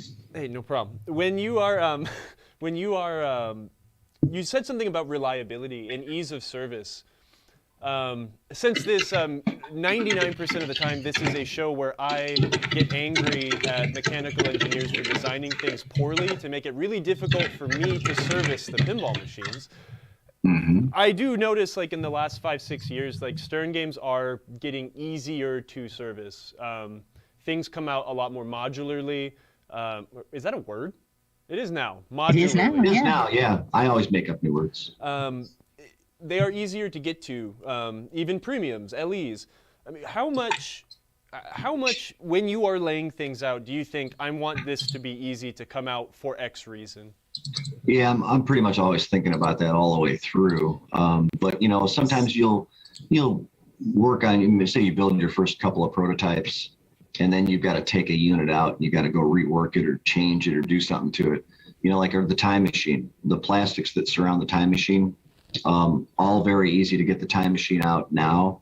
But before, you had to take all the plastics off all the way around the thing to get to the mounting feet. And we just cleaned it up and just made it just much easier to build. And then that's the other thing we have to think about labor in the factory, and not making something that's too hard or with too much tweaking. Back in the day, we used to have, we'd have a flat rail that was in orbit that was supposed to feed a flipper, and if it didn't come out just right, people would be tweaking them with a needle nose. We don't do any of that anymore. It's, if we figure it out before we go into production with it, where the ball's going, and sure.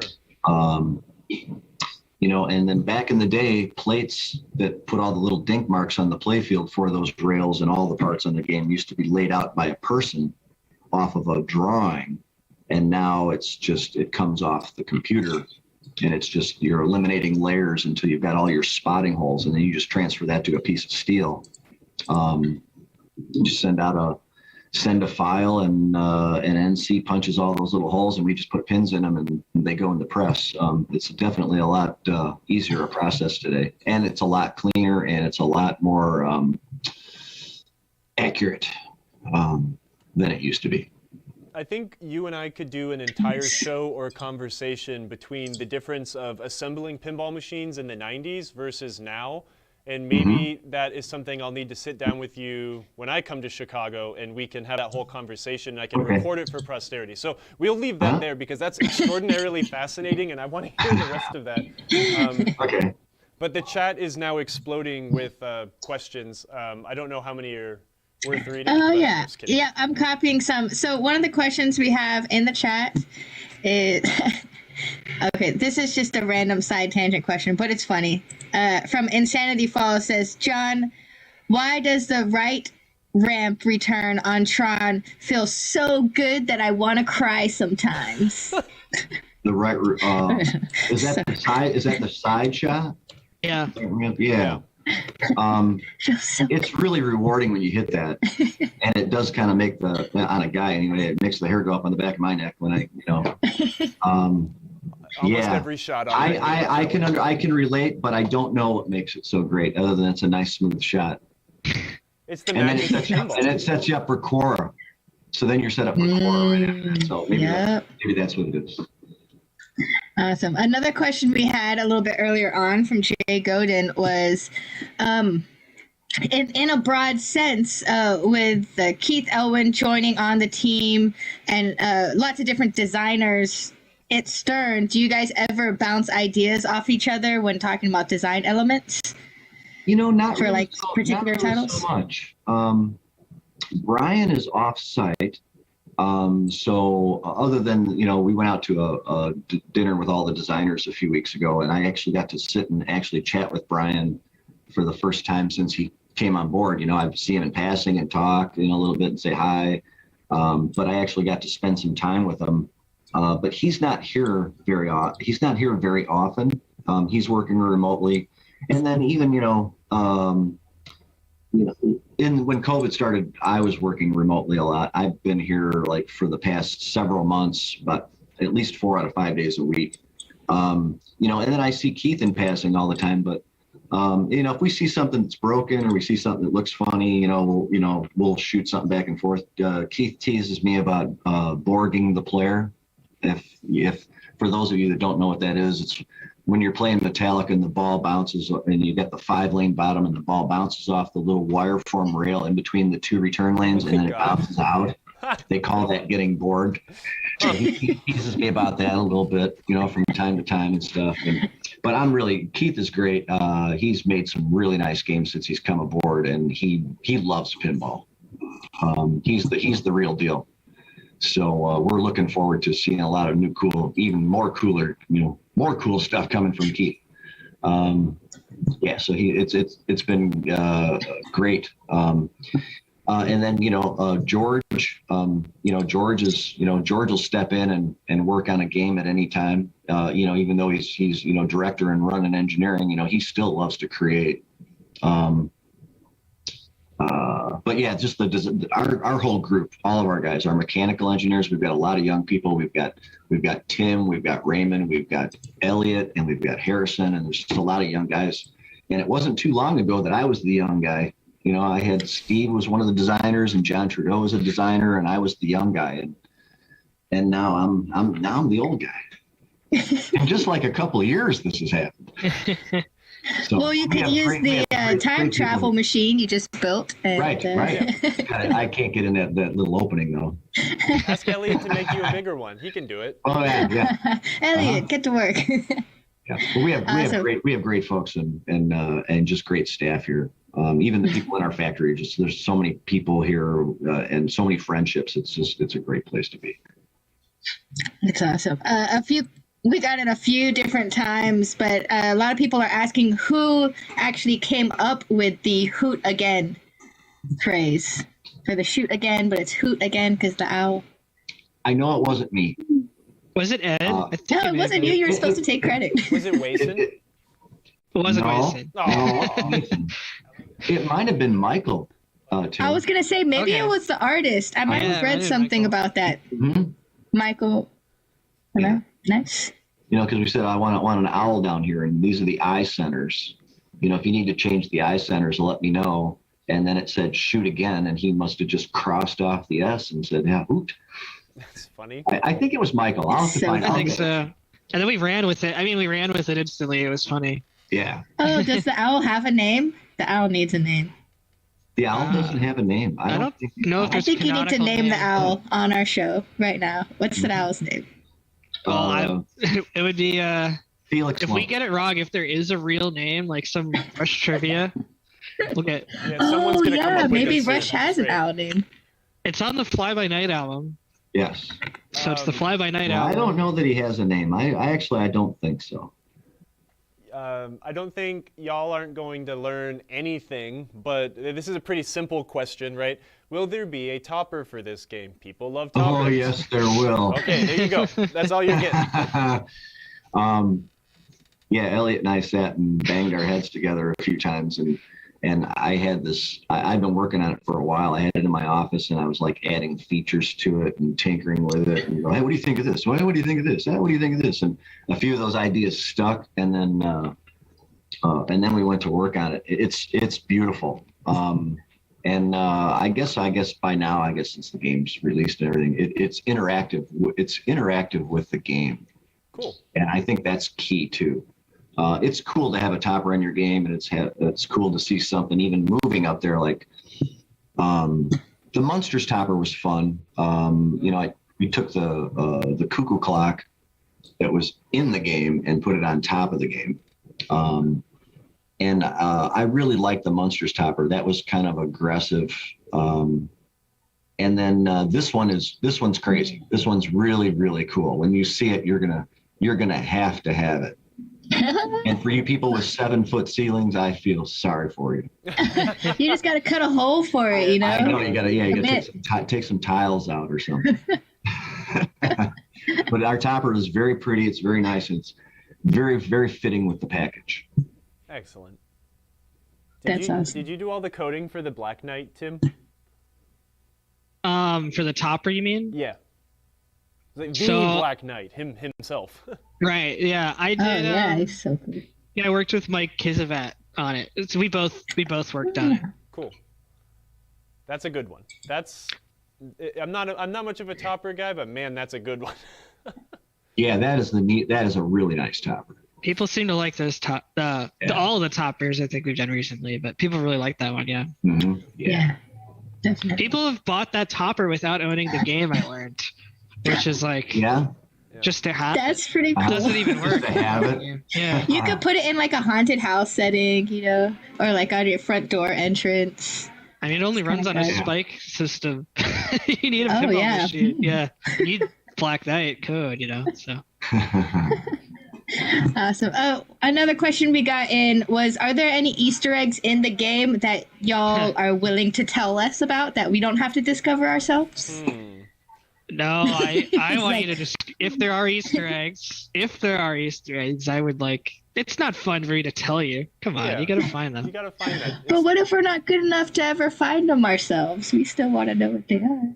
Somebody It's fun for one person at least to find stuff out. Somebody will stumble across one and then they'll post it on Pinside or somewhere. Yeah. The internet spoils everything. You'll see it eventually.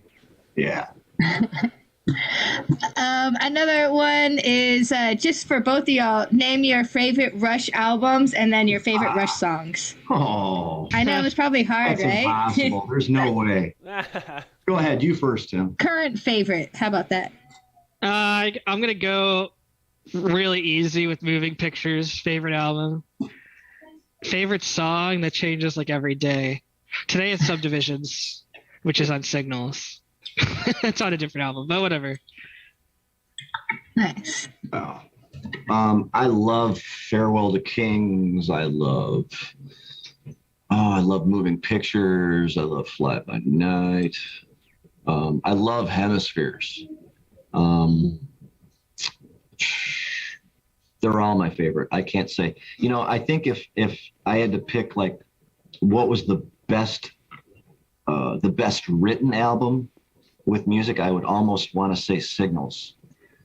There's a song called Losing It where they have a fourth person come in and play with them. He plays the violin, and that's a beautiful song.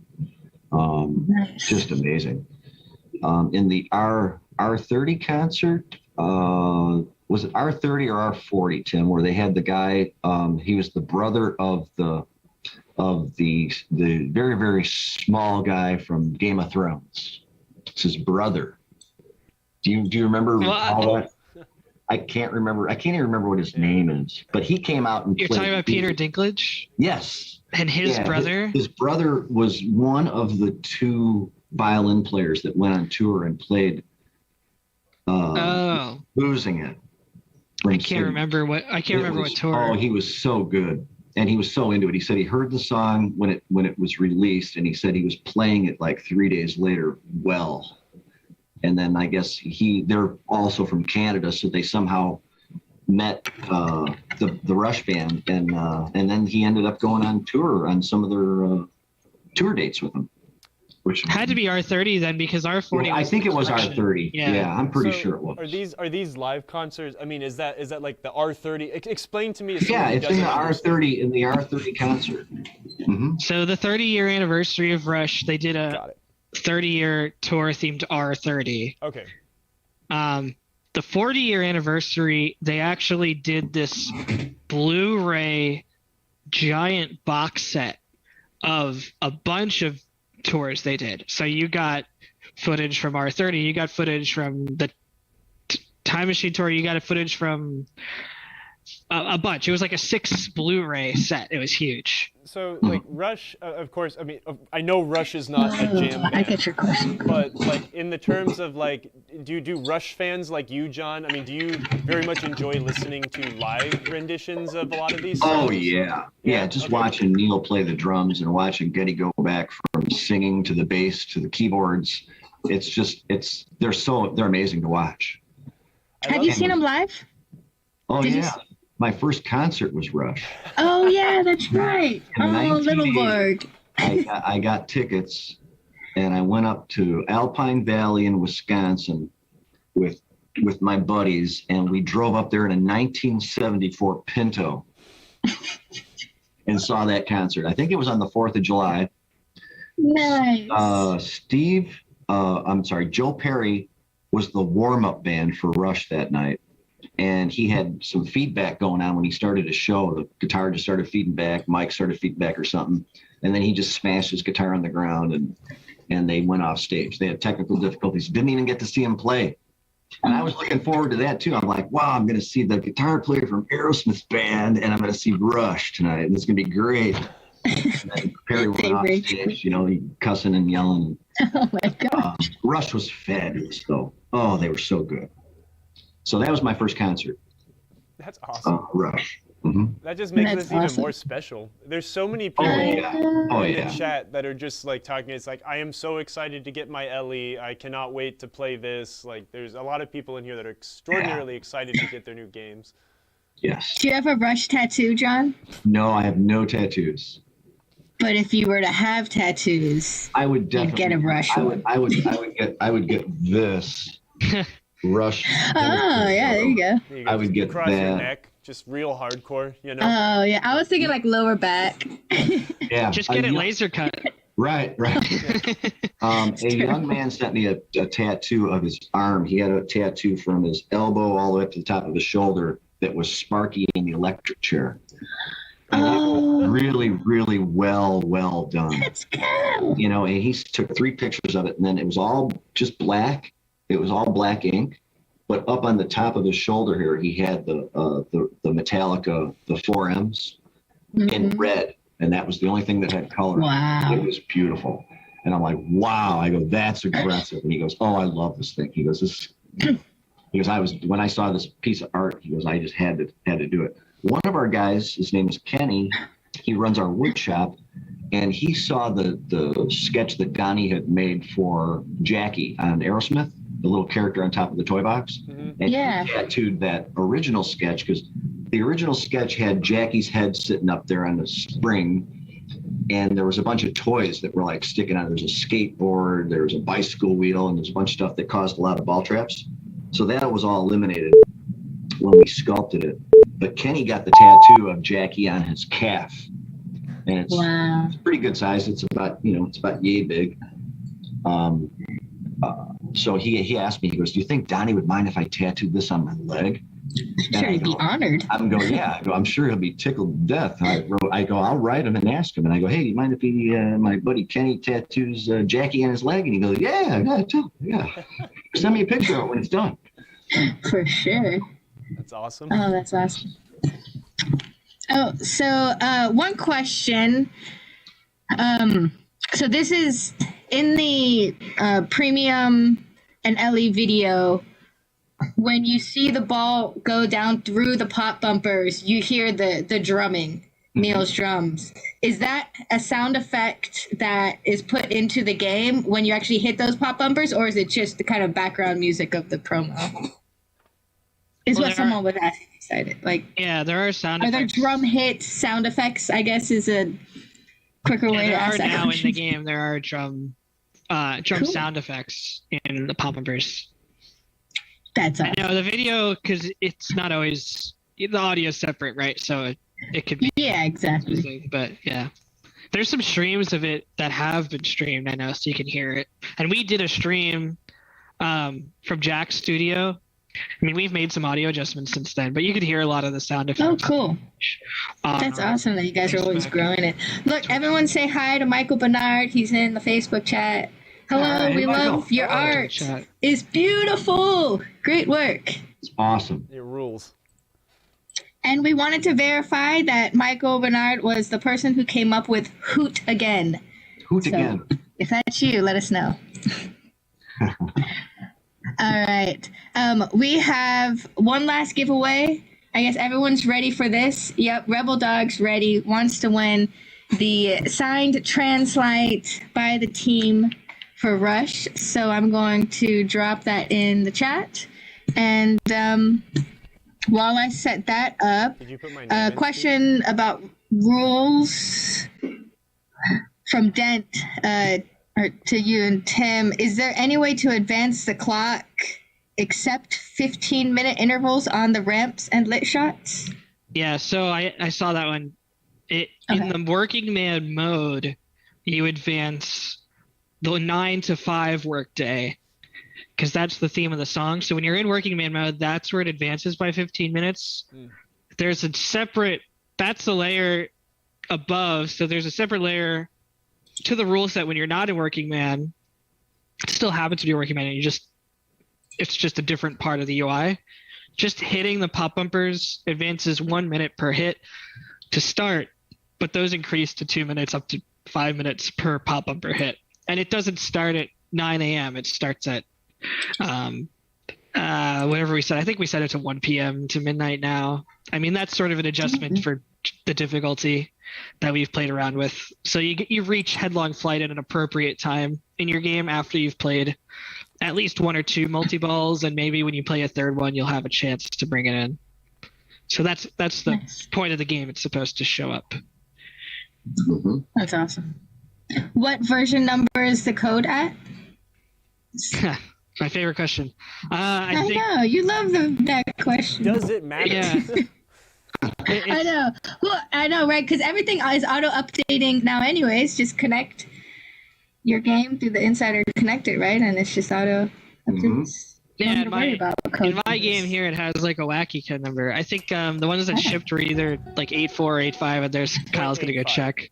8.5, okay, yeah. So some of them were 8.4, some of them were 8.5 that have shipped so far. And if you have bought a Stern game before, you know that there are pretty regular updates to the games. They're always free, obviously. They'll just be available when your game is Insider connected. You can just get it automatically downloading through Wi-Fi or a wired connection.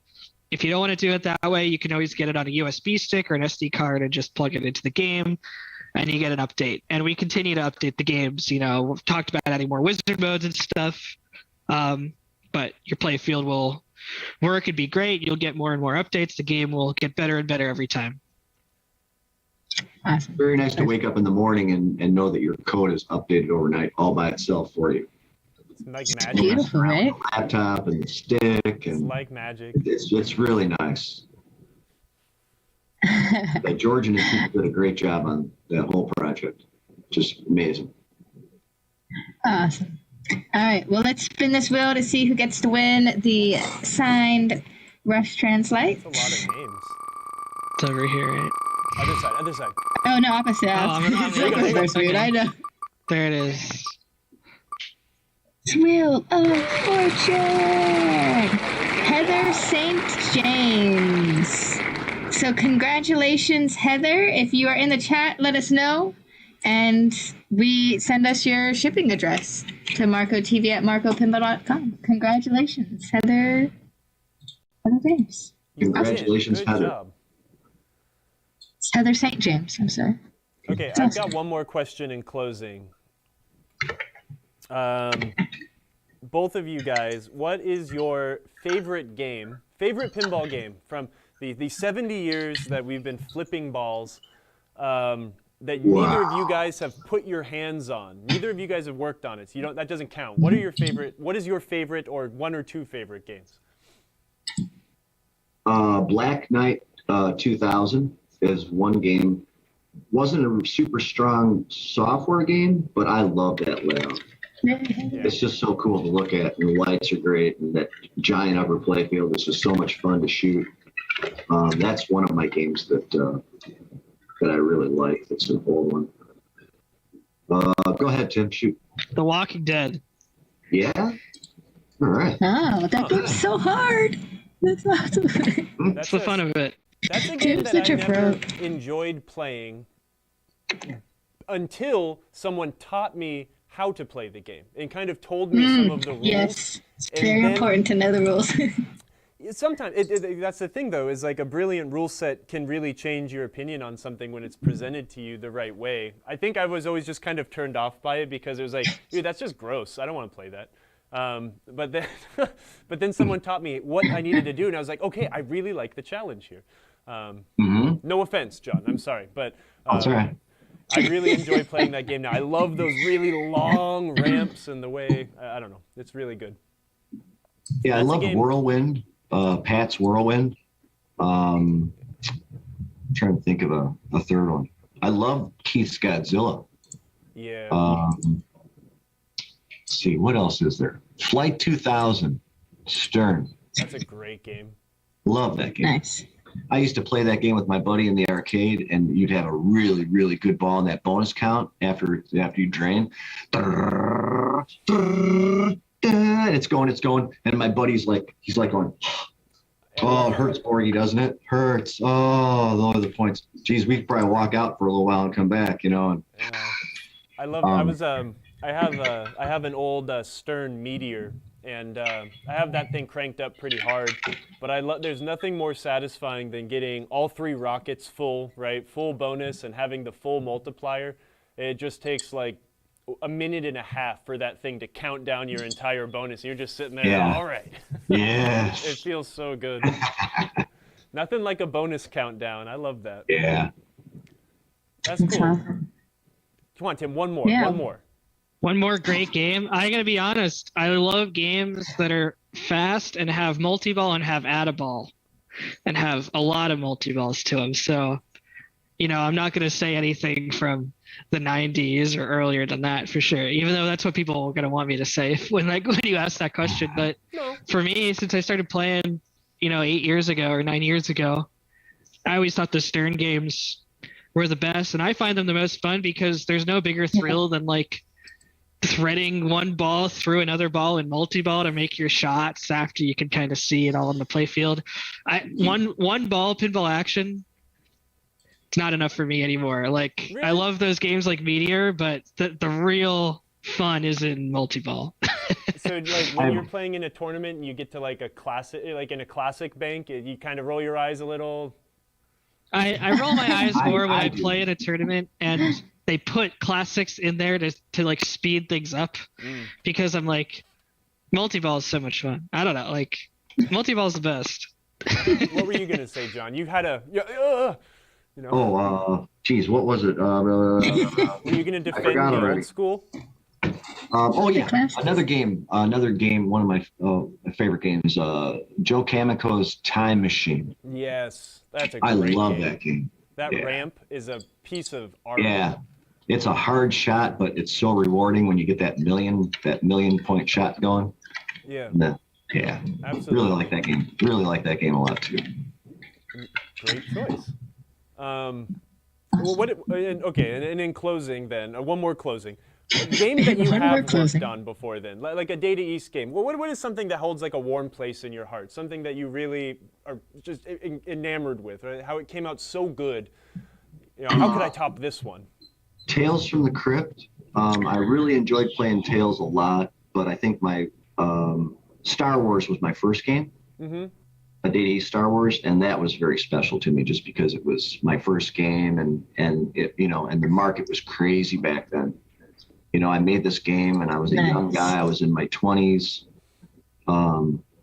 early to mid 20s by then. And, and then I watched them, making 200 games a day in a little tiny factory. We had companies that were shipping us built assemblies because we couldn't build 200 games a day in a 30,000 foot square building. It's just impossible.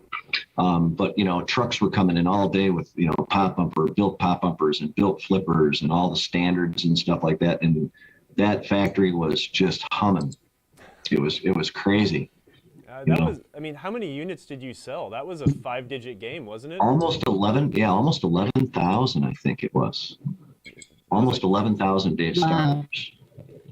Data East didn't beat that for a long time either, did they? No, nobody has beat that at this company. Jurassic Park was close, and Lethal Weapon was close. Lethal Weapon did over 10,000. Huh. Jurassic Park did probably 9,000 or 10,000. But Star Wars is still the record holder. So. Nice. That's awesome. I love that game. So, Tim, I know that you're going to Indisc. I will see you there next week, or like I guess it's exactly 1 week from now. When is? Do you guys plan on going to Texas Pinball Festival, or when would be the next public appearance for y'all, so as fans can? Definitely going to Texas. I'm sure Tim probably will too. I don't know. Yeah, come on, Tim. I haven't made any plans for John, bring Tim. List yet. Ed has a list. Ed Vanderveen has a list of the people that are attending. The pinball folks. Mm-hmm. And I'm not on that list, so I need to give him a call and ask him if he wants me to be there. Oh, he wants you to be there. I'm sure he will. And we want to do our big Rush presentation or display at the Marco Stern booth. So you gotta be there. That's it's been 3 years since we've been there, and I remember last time I was there, we had Munsters online, and we brought monsters there, and I got to finally propose to Marilyn. You did, and she accepted. I walked up and I saw her, and I walked right up to her. I was rough. It was like early in the morning. Got down on one knee. You know, I slept on the planes. My hair was probably sticking out, and I looked awful. But when I got to the floor and I saw her, I walked up to her and I said, "Hello, Marilyn." I go, "My name is John Borg. I'm the game designer." And then I got down on my knee and I was holding her hand, and I said, "Will you marry me? I've been wanting to do this since I was 8 years old." And she goes, "Well, John," she goes, I asked her if she was married, and she says, "Yes, I'm married." I go, "Oh, we can work around that."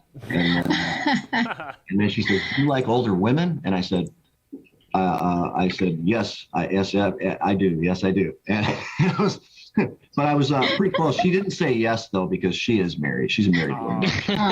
Well, hey, you tried. But she was a little too late. She was laughing. Yeah, it was a lot of fun. And then that was a great show. We had the big cars, or those big monsters cars. Yeah. Now in summertime, or closer to summertime, I don't know exactly what the dates are yet, but PinTech is coming back again to have another show, and they're supposed to have a Rush tribute band. Ooh. So I don't know. Oh yeah, that's at PinTech. I saw that. Yeah. Mm-hmm. So they're going to do a tribute. Nice. Yeah. That's awesome. Okay, so hold on. One last thing. What if we did Rush karaoke at our booth? No. And you helped do it. I'm up for that. There are some songs that no one should try to sing that Geddy Lee sings, but I can sing some of those songs. I think I can pull it off. I can hit the high notes. Oh my gosh. Yeah. So, what do you mean? You don't have a choice, Kyle. You're coming anyway. Oh, I feel like I'm going to be sick in a month or two. No, hey, there's Shiner Bach on me when we get to Texas. So first round's on me. Tim, you should come. Have a beer. Awesome. Well, thank you all so much for taking the time to spend it with us and everyone in the chat. John, I know you got to go back on the line. We kind of pulled you out of watching the game being built. So it means a lot to us that y'all took the time with us. Yeah, and for everyone in Twitch, we are going to raid Dalton Pinball today. Yeah, Team Dalton. Dalton is on, he's Denim Lightning is his name, and he just won the Georgia State Championship. So congratulations, Dalton. I coached him through the entire thing. Awesome. He always says, "I don't know how to play all right, pinball," everybody. But, All right, thank you, everybody. We'll see you next week. Bye. Thanks, everybody. Thanks for having us.